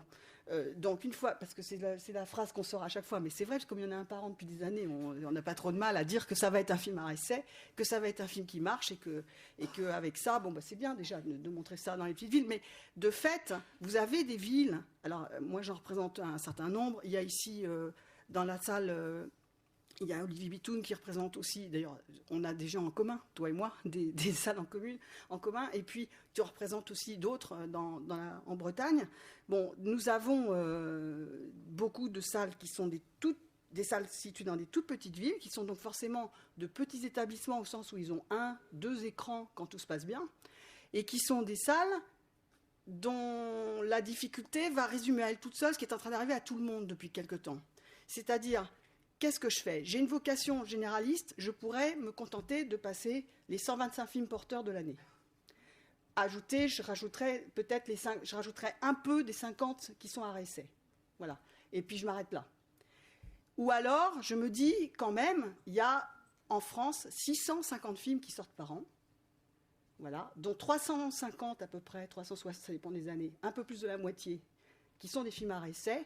Et dont, à part les 50 dont j'ai parlé tout à l'heure, qui sont porteurs et qui marchent, sont des films qui ne sont pas rentables, mais qui sont des films de la diversité culturelle, qui représentent aussi, en passant, n'oublions pas de le citer, parce que c'est important, des gens qui aujourd'hui réalisent des films qui ne marchent pas aujourd'hui, mais qui demain seront peut-être ceux qui font marcher des films plus tard, quoi. Xavier Beauvois, c'est un très bon exemple. Voilà, quelqu'un qui, avec Des hommes et des dieux, a réalisé des millions d'entrées, mais qui, avant ça, a fait quand même 5 films dont aucun n'a atteint le seuil de rentabilité auquel on pense, là. Voilà. Donc, il a bien fallu que, pour qu'il puisse faire un premier film, et surtout un deuxième, et ensuite le troisième, et ainsi de suite, et qu'il aille jusqu'à Des hommes et des dieux, qui, lui a fait gagner de l'argent, a fait gagner de l'argent aux salles, a fait gagner de l'argent aux producteurs, il a bien fallu d'abord que ces films-là soient montrés pour qu'ils puissent faire le suivant à chaque fois. Bon. Donc, de fait, c'est effectivement une chaîne, c'est effectivement cette question-là. Et au milieu de tout ça, l'autre question maintenant, c'est que, autant si vous voulez, quand une ville comme, je cite Angers parce que c'est une salle dans laquelle je suis très impliquée moi-même, bon, quand la salle d'Angers, les 400 coups, montre 400 films par an, elle en montre donc 350 qui sont des films qui ne sont pas rentables. Elle a une subvention qui représente 5% de son chiffre d'affaires, et pour l'instant, c'est tout. Elle participe à l'effort de l'éducation à l'image en ayant en effet des toutes petites sommes qui sont vraiment ridicules. Faut les citer quand même. C'est de l'ordre de 2 000, 3 000 euros par an pour animer un dispositif école et cinéma sur tout le département, avec toutes les autres salles de cinéma. C'est de ça qu'on parle. Et on parle des heures qui sont passées par des gens de l'équipe, financée par personne d'autre que par la salle elle-même, en plus du fait qu'elle passe tout un tas de films au quotidien qui, eux, ne sont pas rentables, et parce que c'est sa mission. Voilà. Donc c'est très compliqué aujourd'hui de savoir ce qui va se passer demain. Ce qui est certain, c'est que nous, on est très contents, nous qui sommes des gens plutôt du côté de l'exploitation, on est très contents d'avoir pu, en tout cas pour ce qui me concerne, j'y ai participé, d'avoir pu participer toutes ces dernières années là, qui viennent de s'écouler à l'effort qui a été entrepris par les uns et les autres en matière d'aide à la production, d'aide à l'éducation à l'image, etc. Et au nom de tout ce que vous avez dit tous, de très clair là-dessus. En revanche, ça fait déjà quelques années que pour ma part, je suis quand même et ça n'a pas à voir avec la décentralisation dans un premier temps, hein, ça a à voir avec juste ce qui vient de se passer depuis 20 ans. Donc on n'est pas... La vraie question, c'est que les salles de cinéma ne peuvent pas, comme ça, endosser à ce point-là cet effort-là. Et aujourd'hui, elles sont complètement, en plus, étouffées par l'offre, qui est florissant, enfin, qui est devenu... Il y a un nombre de films incroyables qui sont tous très intéressants. En plus, c'est pas du tout... Enfin, il y a évidemment des films parfois qui le sont peut-être moins, mais globalement, il y a une offre étonnante et c'est formidable et c'est tant mieux. Et du coup, vous vous retrouvez par exemple avec une salle comme la salle de l'Oudéac qui s'appelle le Quai des Images, qui a 2 écrans, 10 000 habitants à l'Oudéac, et qui me dit, tu sais, je suis embêtée parce que j'y arrive pas, quoi. J'y arrive pas. Je monte des films, j'y arrive pas. Il n'y a pas assez de monde, quoi. Et je dis, oui, mais qu'est-ce que tu as comme problème? Elle me dit, j'ai des problèmes dans tous les sens. Je dis, tu peux m'envoyer tes chiffres, que je regarde un peu, tes films, ta programmation? Je regarde, je la rappelle, je lui dis, mais combien tu passes de films par an? Elle me dit, je sais pas. Je dis, bah dis-moi. Elle me dit, je sais pas, 200? Non, t'en passes 350. 2 écrans, l'Oudéac, 10 000 habitants. Parce qu'elle est prise... Alors, ils sont écartelés entre ces 2 aspects-là. Et on va pouvoir venir au court-métrage juste après ça. Ils sont écartelés, c'est-à-dire qu'ils sont... Mais non, mais c'est juste parce qu'après il reste encore... Ça résume la même chose que pour le cours, si tu veux. C'est-à-dire que tu te retrouves avec... Qu'est-ce que je fais dans ma salle? Soit je montre tout, j'essaie de tout montrer, parce que tout est intéressant. Soit je me dis, ben non, je réduis et je ferme la porte. Alors pour les courts-métrages, c'est la même chose. D'autant plus que les courts-métrages posent un autre problème qui, j'espère, va se résoudre bientôt, mais auquel on travaille à l'agence du court-métrage depuis déjà un certain temps, avec le CNC. C'est que la question clé, si vous voulez, c'est qu'un court-métrage, lui, pendant tout un temps, il pouvait ne pas avoir de visa, déjà. Aujourd'hui, il en a un, mais le visa est un numéro spécial, on vient de comprendre ça il y a quelques mois, et qui n'est pas pris en compte par le classement RSA. C'est-à-dire que quand la salle montre des films de court-métrage en dehors du système du RADI, qui lui est observé et pris en compte par le CNC au niveau du classement RSA, si elle fait sa propre programmation avec des films de court-métrage, même ayant un numéro de visa, malheureusement, ce numéro de visa, qui a un numéro qui n'est pas fait avec le même numéro de série que les autres, n'est pas pris en compte par le programme de l'ordinateur. Et n'est pas pris en compte, donc du coup, oui, c'est technique, il faudrait le résoudre, parce que c'est évident que quand une salle de cinéma qui programme, qui se retrouve tous les jours à devoir faire des choix, des choix par renoncement, c'est quand même là-dedans qu'on est maintenant, malheureusement. Donc, si on doit choisir quelque chose plutôt que tout ce qui s'offre d'intéressant aux côtés, ce qui va faire que vous allez y aller, c'est votre propre conviction, c'est sûr, mais c'est aussi des mécanismes de levier. Voilà. Merci beaucoup, Catherine. Pardon de te presser un peu, je suis confuse. En fait, j'ai une horloge devant les yeux. Merci beaucoup. Alors, Monsieur Mangin, vous êtes élu au Conseil régional, élu culture, au Conseil régional. Élu. Et après, je m'occupe de la culture. Absolument. Mais vous êtes absolument de l'Alsace. Vous venez, la région vient de vivre un moment important puisque il y a un micro. Ah oui, d'accord. Depuis le vote de la loi, une fusion est prévue avec la Champagne-Ardenne et la Lorraine. Qu'est-ce que ça implique pour vous dans les fonctionnements futurs? Est-ce que vous avez une visibilité? Qu'est-ce que ça implique plus particulièrement pour la culture et les dispositifs dont vous vous occupez? Voilà, c'est déjà pas mal. Bien, Emma, ceci étant posé. D'abord, je voudrais vous remercier d'avoir pensé à l'Alsace et modeste conseil régional que je suis pour parler de ça, mais enfin, je le fais devant le législateur, donc je vais le faire avec attention. Je voudrais saluer le fait qu'à 18h28, vous êtes encore tous là, etc. C'est assez impressionnant. C'est une session longue pour parler du court-métrage. Je vais essayer de dire quelques mots sur la réforme territoriale, si vous voulez bien, parce que j'ai entendu plusieurs expressions sur ce sujet. Je vais vous proposer la mienne, et puis s'il y a des questions sur ce qu'on fait autour du court-métrage, la diffusion, etc., j'y reviendrai volontiers. Je veux juste souligner, puisque Glenn m'y invite forcément, et faire un petit moment de pub pour le petit coffret que nous avons réalisé autour des courts-métrages sur lesquels nous sommes intervenus. Et c'est Glenn qui ressemble pas tout à fait au Père Noël, mais qui est le Père Noël cet après-midi, que vous pourrez aller voir si vous en voulez un exemplaire. La réforme territoriale, aujourd'hui, c'est d'abord, elle est marquée par l'incertitude pour ce qui nous concerne. Je pense que c'est le premier mot que je voudrais poser. Elle est marquée aussi par un grand écart entre les annonces du Premier ministre, même celle du Président de la République, si je reviens au discours de la Sorbonne au moment des États généraux de la démocratie territoriale, et ce qui est posé dans la loi. Tout cela dans un contexte sur lequel je voudrais quand même dire deux mots, qui va être marqué d'abord par la loi qui maintenant est entrée en vigueur et qui produira tous ses effets en 2017 sur le non-cumul des mandats. Je pense que c'est un élément que vous devez avoir en tête, c'est que demain, les élus ne seront plus des élus territoriaux et nationaux en même temps. Il y aura des élus... Enfin, il y aura... non-cumul des mandats. C'est la restriction, c'est la modération. On pourrait être élu local et national. Oui, mais enfin, vous ne pourrez pas être président de conseil régional et député en même temps. Donc, oui, mais la figure du sénateur-maire, la figure du président de conseil général sénateur ou du député-maire est une figure qui disparaît. Je ne dis pas si c'est bien ou si c'est mal, je dis que c'est un fait, et je dis que, peu d'analyse politique, mais que quoi qu'il arrive, en 2017, il y a peu de chances ou peu de risques pour qu'on revienne sur ce sujet. On discutera peut-être de l'intensité, mais en tout cas, on ne discutera pas du principe. Cela me paraît être en fait acquis. C'est une première chose. La deuxième, c'est que nous sommes, me semble-t-il, passés dans une phase de la décentralisation depuis 2010 qui est différente de celle qui précédait jusque-là construisait la décentralisation, qui consistait jusqu'à présent à ce que l'État transfère des compétences aux collectivités territoriales.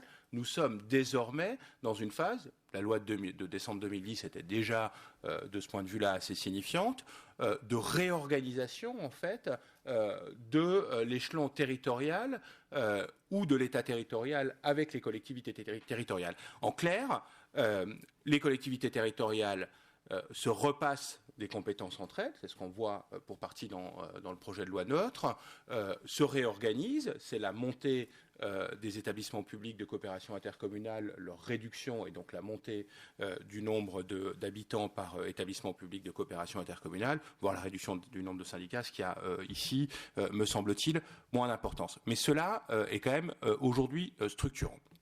Alors, où en sommes-nous aujourd'hui ? Nous sommes passés d'une réforme dont les axes semblaient extrêmement clairs, la suppression des départements, le renforcement des EPCI, des établissements publics de coopération intercommunale, et en particulier avec la création de la métropole, et le renforcement des régions pour en faire des régions stratèges. C'était cela qui était posé. Où est le point d'arrivée ? On n'en sait rien. En tout cas, ce qu'on sait, c'est qu'il y a déjà beaucoup de différences. Le premier, évidemment, c'est le fait que le département ne disparaît pas à l'horizon 2020 comme c'était prévu.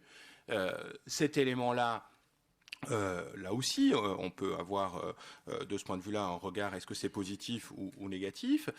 En tout cas, c'est un fait acquis, et ce fait-là va conduire évidemment à ce que le département qui génère un certain nombre de coûts, etc., ne soit pas un facteur d'économie dans le cadre qui avait été évoqué. Et je voudrais dire un mot, pas prendre la défense des départements, mais comme j'ai entendu qu'il y avait un certain nombre d'inquiétudes du côté, de votre côté, sur le financement par les départements de la culture, c'est que les départements aujourd'hui ils sont en quasi-situation de bilan, de dépôt de bilan.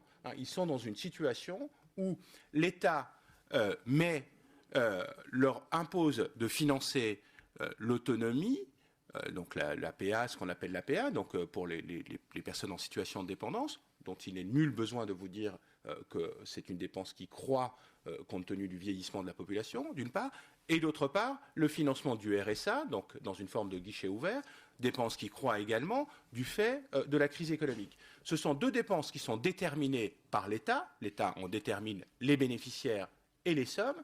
Le département est un guichet auquel chacun qui répond aux questions, aux critères d'éligibilité, auquel peut se présenter et doit bénéficier d'une somme qui est déterminée par l'État.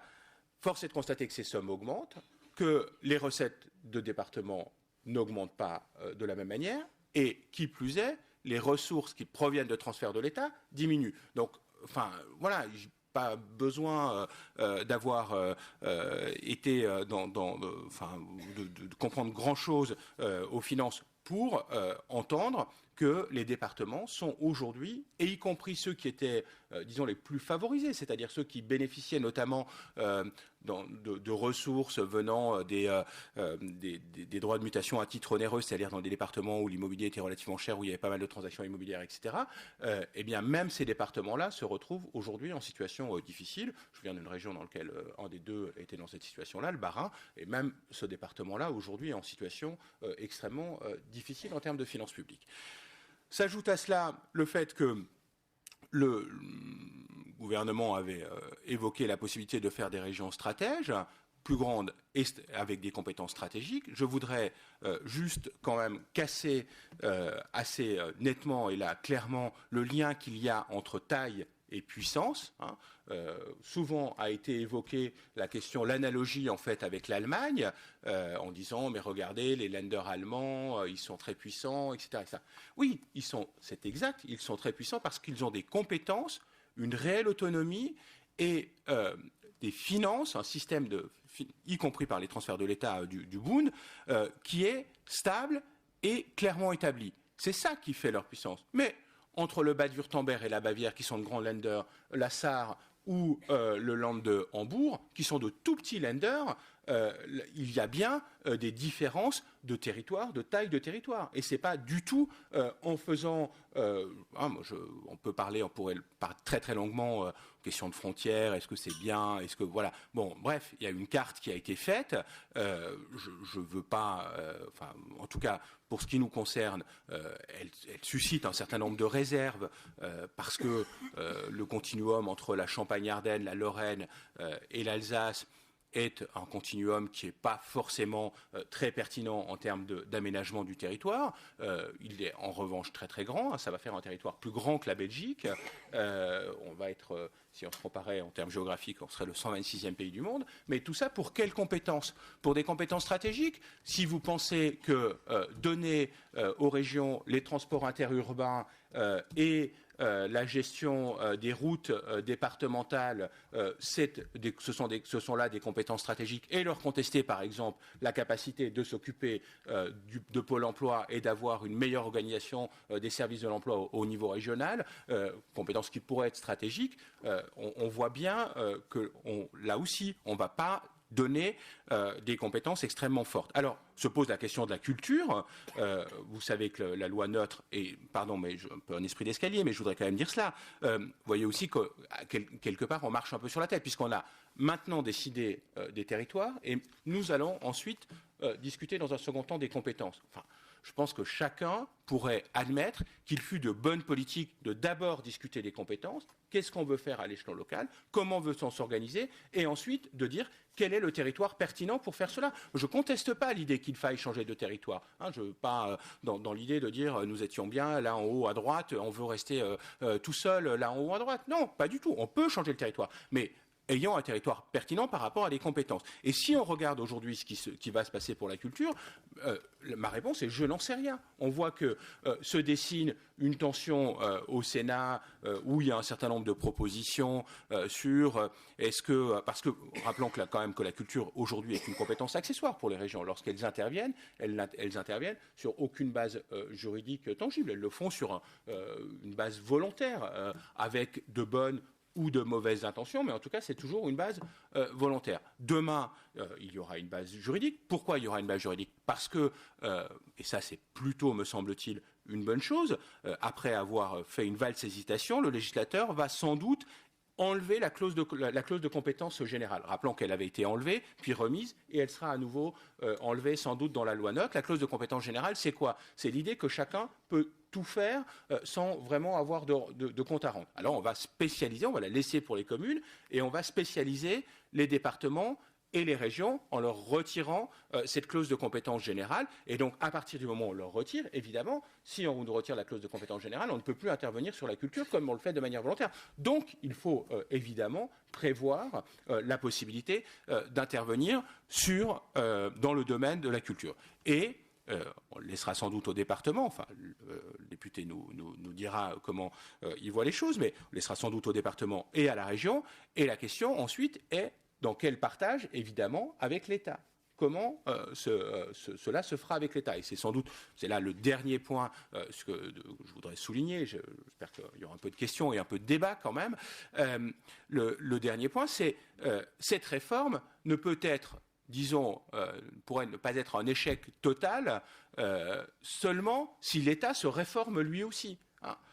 Et ce que moi je crains, c'est que, évidemment qu'il faut une réforme de l'État, il est en train de revoir ses missions, etc. Et tout cela est extrêmement part d'une très très bonne intention. Mais quel est le risque? Quel est le risque pour moi, pour l'État territorial? C'est que nous allons avoir des territoires qui géographiquement sont très grands, qui vont avoir du mal, comme cela a été dit, à appréhender ce qui se fait à un échelon extrêmement plus petit. Et de l'autre côté, l'État va avoir la même difficulté, alors même qu'il vient lui aussi de se réorganiser au niveau régional, les DRAC, les directs, enfin les DREAL, enfin vous connaissez cela. Qu'est-ce qu'il va faire? Il va renforcer l'échelon départemental. Parce qu'il va falloir retrouver un petit peu d'assises, etc. Le risque est évidemment que les régions fassent la même chose, créent des maisons de la région partout, enfin des choses comme ça, qui vont coûter évidemment très cher en fonctionnement. Et je vous le dis avec beaucoup de clarté, évidemment, comme ça va être plus difficile pour nous demain, tout ce qui va être dépensé en fonctionnement, c'est autant d'argent que vous n'aurez pas. Donc on a intérêt à être extrêmement agile, véloce en termes d'organisation, même si je crains que nous passions un temps infini à régler des questions internes d'administration. L'an prochain, quand on va fusionner avec la Lorraine et la Champagne-Ardenne, eh bien, les gens n'ont pas tout à fait le même statut, les gens ne sont pas traités tout à fait de la même manière, etc. C'est tout le temps que nous allons passer à discuter de cela, c'est autant de temps que nous ne passerons pas à être attentifs aux partenaires extérieurs, en particulier aux opérateurs culturels. C'est autant d'argent que nous allons mettre à rétablir des situations, en général, en harmonisant plutôt par le haut que par le bas, et tant mieux pour les principaux intéressés, mais en revanche, autant d'argent qui sera retiré évidemment des dispositifs, de notre capacité d'intervention, à un moment où l'État nous sert moins, et je veux rappeler que pour les régions, elles dépendent à 90% des transferts, à peu près 90% des transferts financiers de l'État, et les taxes ou les impôts qu'elles prélèvent sont absolument ridicules, puisque c'est d'une part sur les chevaux fiscaux la carte grise, etc. Quand vous faites une carte grise, en clair, pour que les régions soient riches, il faut que les gens roulent dans des grosses voitures très puissantes qui émettent énormément de rejets de CO2. Enfin voilà, on voit qu'on est assis sur une fiscalité totalement inepte et qui rapporte très très peu d'argent. Et donc il y a évidemment un risque de ce point de vue-là, un risque pas d'enfermement, mais en tout cas qu'on se préoccupe de ces questions internes avant même de se préoccuper des opérateurs. Et parallèlement, il y a un risque que la réforme de l'État, finalement, conduise à renforcer un échelon qui est certes un échelon intéressant, le département, mais qui ne me paraît pas être l'échelon le plus pertinent aujourd'hui. Et enfin, je voudrais quand même ajouter un troisième facteur de risque, parce que de mon point de vue et de mon point de vue d'élu, il existe, c'est une forme de cantonalisation des élus de la région. C'est-à-dire que comme les élus de la région vont être très faibles, je reviens à mon point de départ sur la question du non-cumul, etc., les élus de la région, ils vont être demain élus sur des listes départementales sur l'ensemble de la région. Il y aura donc demain, dans aucune des régions, de débat régional. Enfin, je ne vois pas la liste par exemple, du Bas-Rhin, mais je pourrais prendre celle de l'Isère pour Rhône-Alpes-Auvergne, etc., porter un grand débat sur des grandes questions qui traversent ces très grandes régions. Donc déjà, les débats au moment des élections vont porter sur des sujets qui seront infrarégionaux et très localisés. Et une fois que les élus seront portés au Conseil régional, comme ils seront des élus à la proportionnelle, ils se considèrent toujours comme un peu moins visibles, un peu moins légitimes que des élus au scrutin direct, et c'est assez normal.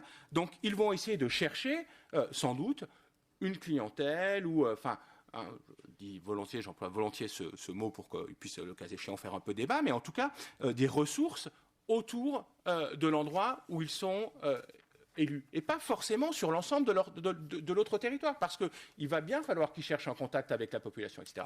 Et donc, ils ne vont pas forcément, en clair, l'élu du Bas-Rhin, que je suis par exemple, va peut-être pas forcément être porté immédiatement à regarder et à considérer que ce qui se fait en Champagne-Ardenne est forcément plus intéressant, mieux, etc. Donc il faut aussi que nous nous mettions en cause et que nous ayons cette capacité à changer de prisme, parce que sinon, évidemment, on portera nous-mêmes un risque sur la capacité de la région à déployer des politiques intelligentes sur un territoire qui malheureusement ne l'est pas. Voilà ce que je souhaitais dire à ce stade.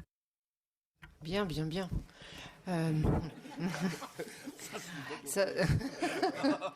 Non, mais le débat commence à s'animer.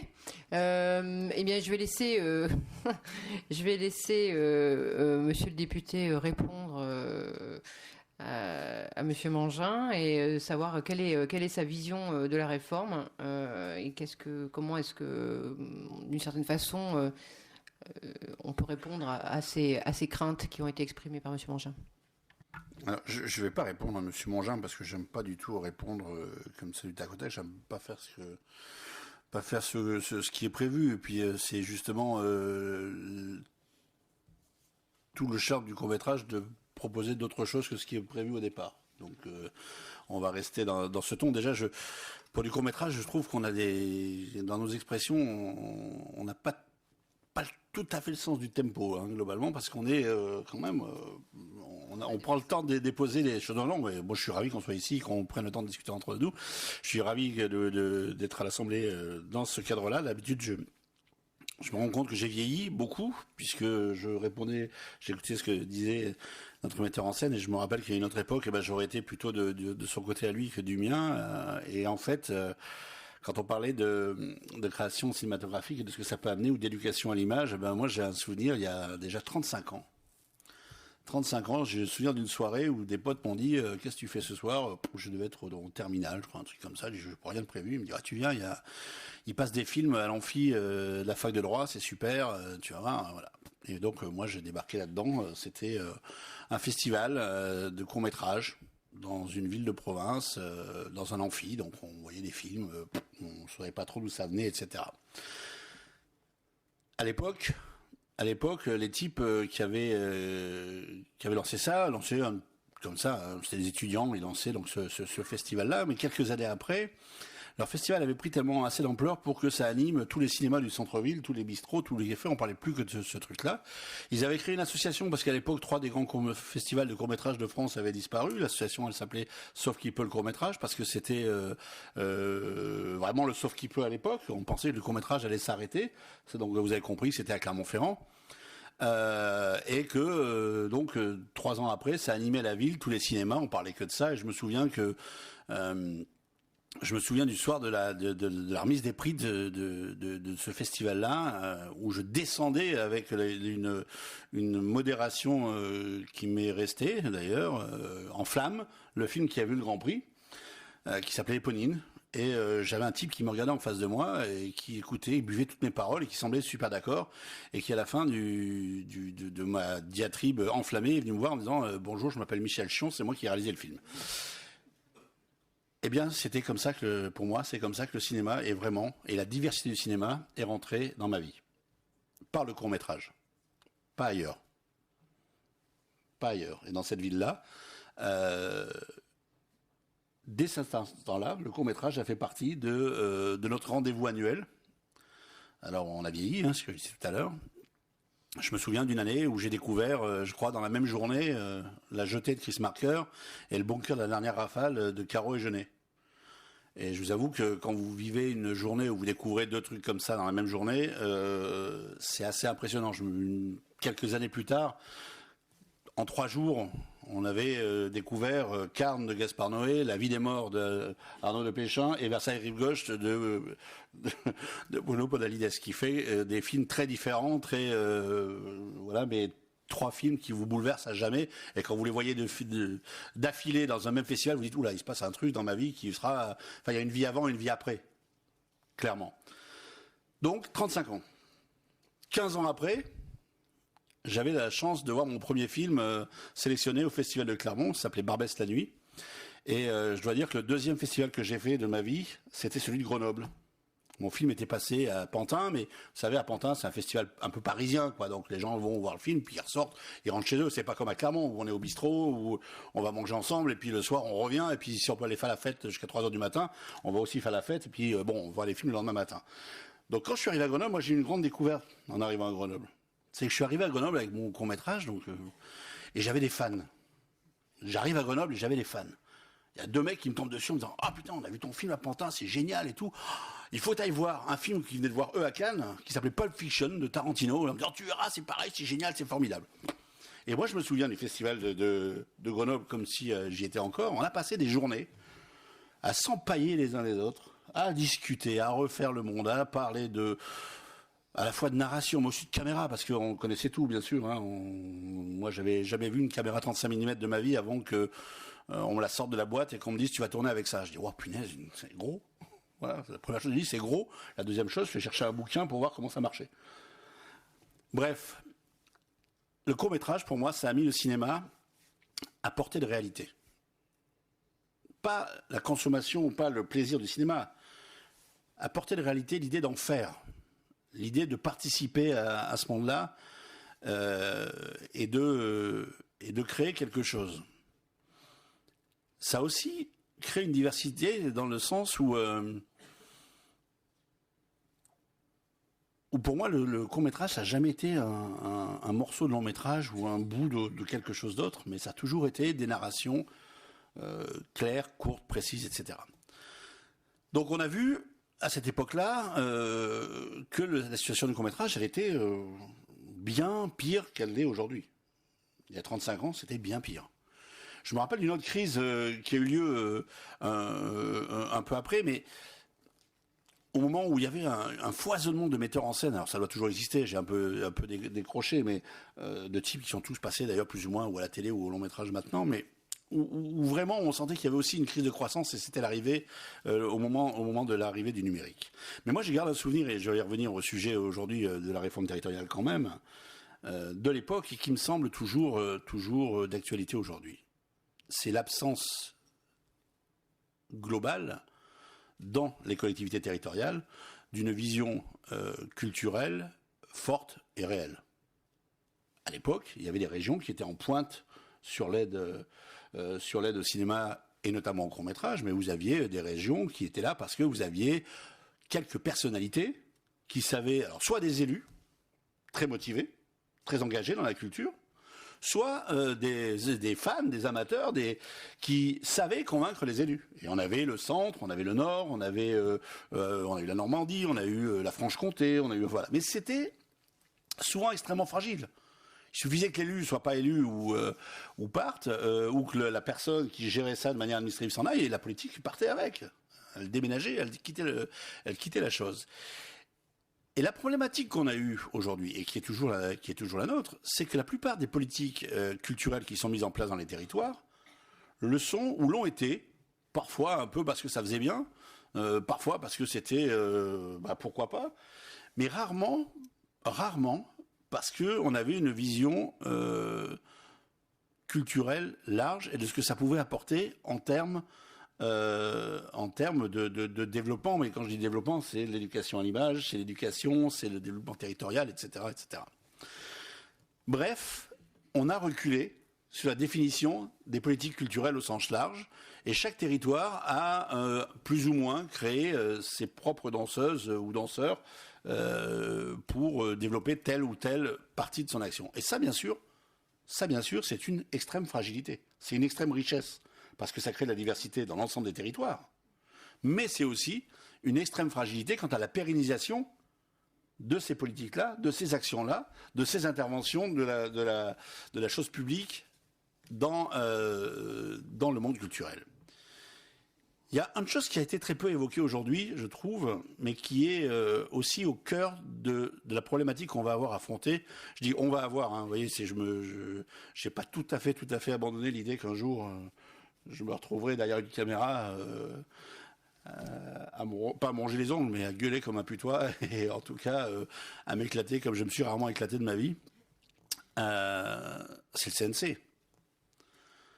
La force de notre système et du système du cinéma et aussi du court-métrage, c'est la force du CNC. C'est la structuration et la puissance du CNC, la puissance de ce modèle. Mais entre nous, maintenant que je siège à l'Assemblée et je suis ici député, c'est aussi notre faiblesse.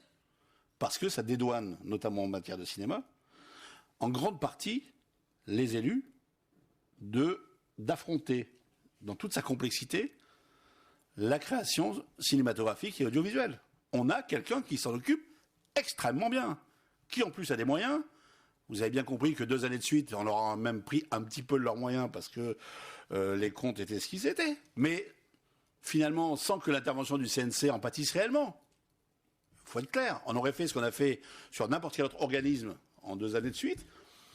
Je vous garantis qu'on aurait eu beaucoup plus de difficultés. Là, le CNC, ils avaient des fonds de roulement, ils avaient des réserves. Bon, on a dit c'est entre guillemets, de bonne guerre. Donc ce point-là qui est propre au cinéma, hein, qui ne sera pas le problème du spectacle vivant, justement, parce qu'on parlait beaucoup du spectacle vivant. Le problème du spectacle vivant, c'est qu'il n'a pas de CNC, lui. Donc qui va poser un vrai questionnement aussi pour les territoires. Donc cette problématique-là, elle est assez forte. Moi, j'étais conseiller général, donc je suis conseiller général et député, donc on va pouvoir le rester, je te rassure, chers collègues. On ne peut pas être vice-président. Moi, j'étais vice-président de la culture et j'avais une association dans mon département, en Essonne, à qui on déléguait une forte part de notre politique sur le thème du cinéma. Et ils le font extrêmement bien. C'est-à-dire qu'ils ont mis en réseau les salles d'art et essai. Ils développent un festival qui s'appelle Ciné-Essonne sur le cinéma européen, qui est de manière très intéressante dans plusieurs sites. On fait de l'éducation à l'image de manière très forte dans les collèges, les lycées, etc. Donc ça fonctionne très bien. Mais quand moi je suis arrivé comme un chat dans un jeu de quilles, élu à la culture avec quelques idées sur le cinéma, forcément, on se refait pas. On a passé assez d'heures dans des festivals de tous les coins de France à boire des verres jusqu'à 5h du matin, quasiment obligé de le faire. Hein. C'était pas qu'on voulait, c'est qu'on était obligé. À refaire le monde et le cinéma, pour que quand on arrive élu, on ait quand même quelques idées à défendre. Bien, ça n'a pas été si simple que ça. Parce que y a aussi l'idée dans notre secteur, et moi je crois qu'on peut se le dire entre nous, que on sait quand même ce qu'on a à faire et qu'on n'a pas besoin non plus. Voilà, donnez-nous les moyens de faire ce qu'on veut faire et puis occupez-vous un peu de vos oignons. De toute façon, le cinéma c'est un peu trop compliqué pour vous.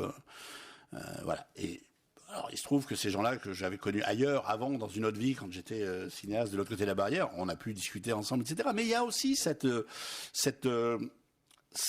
part d'incompréhension entretenue, volontairement, entre le monde du cinéma et les élus en face d'eux, parce que les élus, effectivement, ils rendent des comptes. La diversité du cinéma, ça a des limites pour les élus des territoires.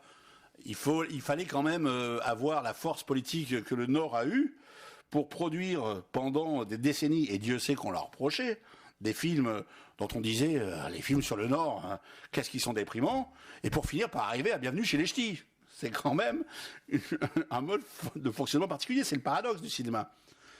Là où j'étais un peu moins d'accord avec ce que vous disiez, c'est pour ça que je voulais le dire là-dessus, quand on parlait de rentabilité des films. Aujourd'hui, globalement, c'est pas les films d'art et d'essai qui ont les plus gros problèmes de rentabilité, quand on regarde les chiffres.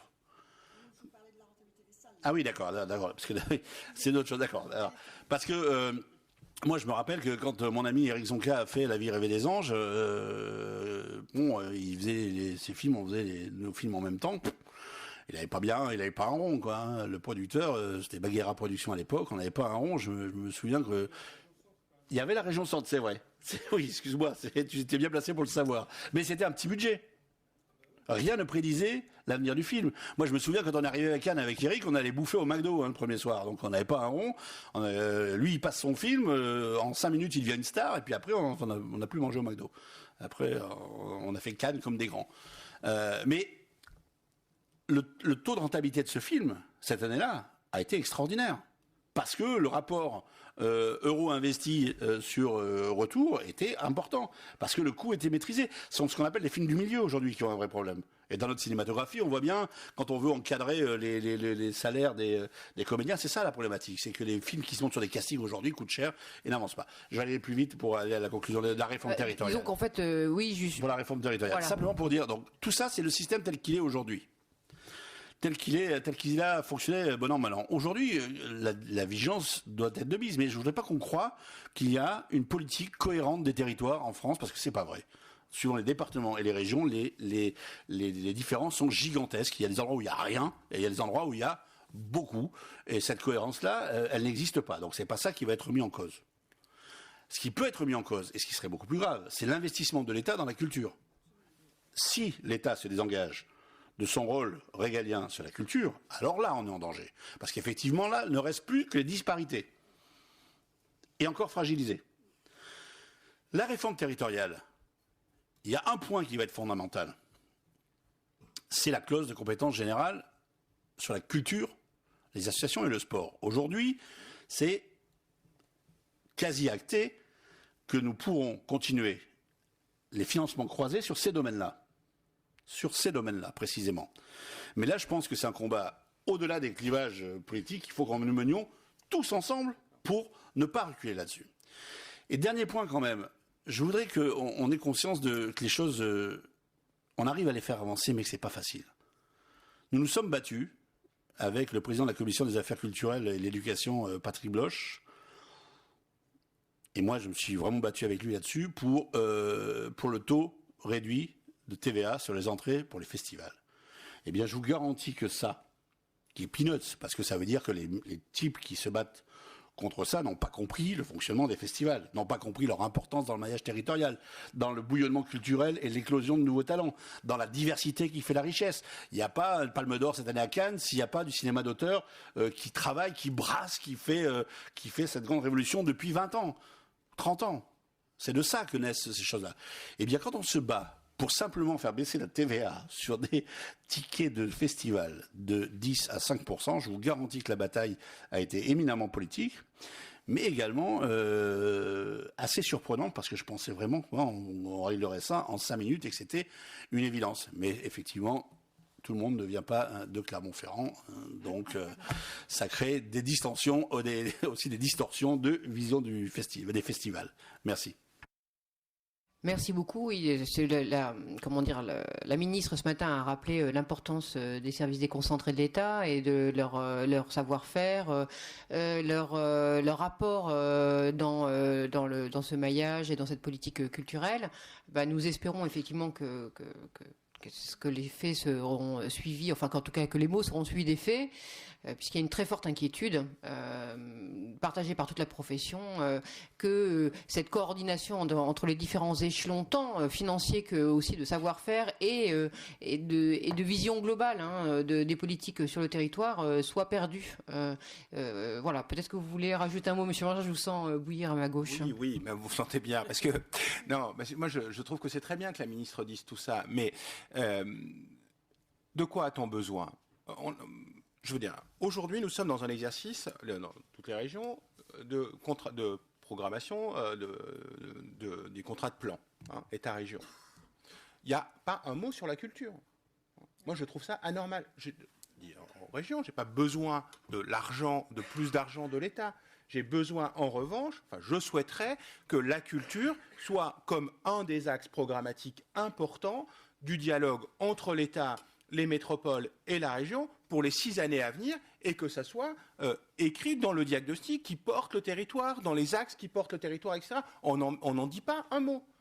Je n'ai pas besoin, j'ai besoin de l'expertise de la DRAC, mais j'ai pas besoin de 53 labels où quand la DRAC met 3 euros, enfin quand l'État met 3 euros, il veut ensuite inspecter comme s'il finançait à parité avec la région. j'ai besoin de l'expertise de l'État, je crois en son expertise, en sa capacité de neutralité. Je ne crois pas que je sois pour autant, pour cela, totalement non neutre, si je puis dire. Mais enfin, je veux bien penser que l'État a une expertise, qu'il a une capacité, comme on dit maintenant, à benchmarker, à savoir ce qui se passe ailleurs, etc.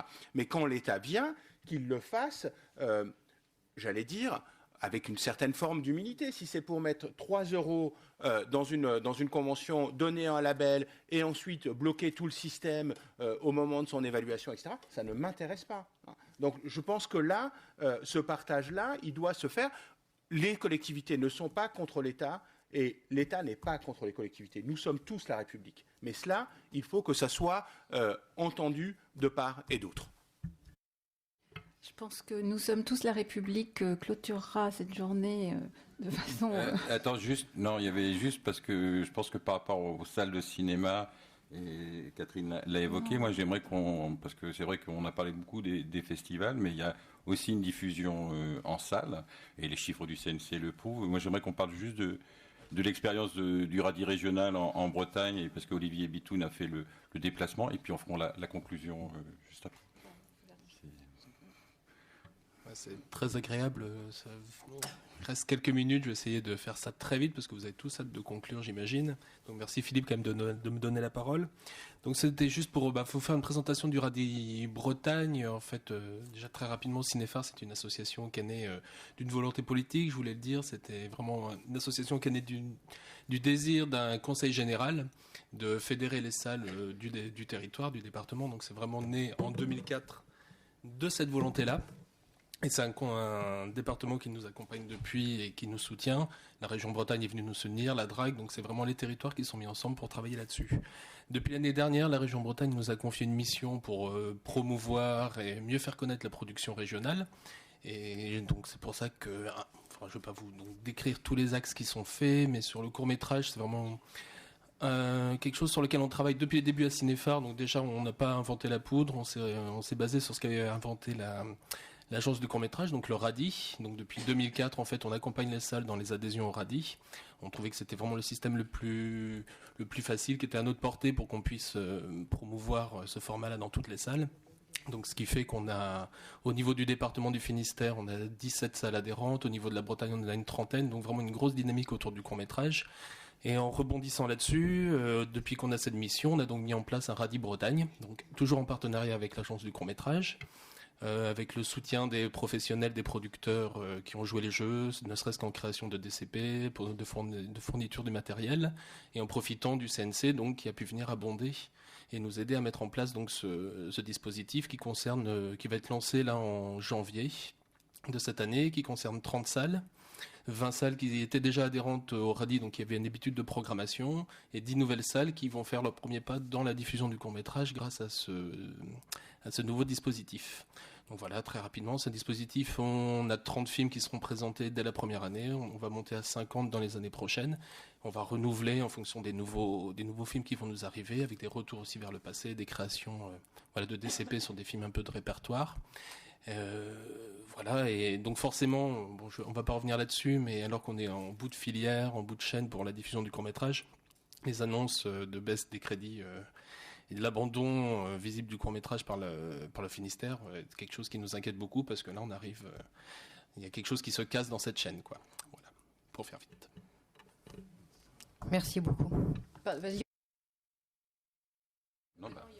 Maintenant on passe à la conclusion, qui sera faite par Antoine, de Carrefour des Festivals, délégué général du Festival d'Alès. Voilà, conclusion à l'issue de laquelle un cocktail vous attendra, va vous demander encore le ROC vous demande quelques ultimes minutes d'attention en vous félicitant pour votre mobilisation jusqu'à 19h passé un 19 décembre. Nos remerciements vont particulièrement aux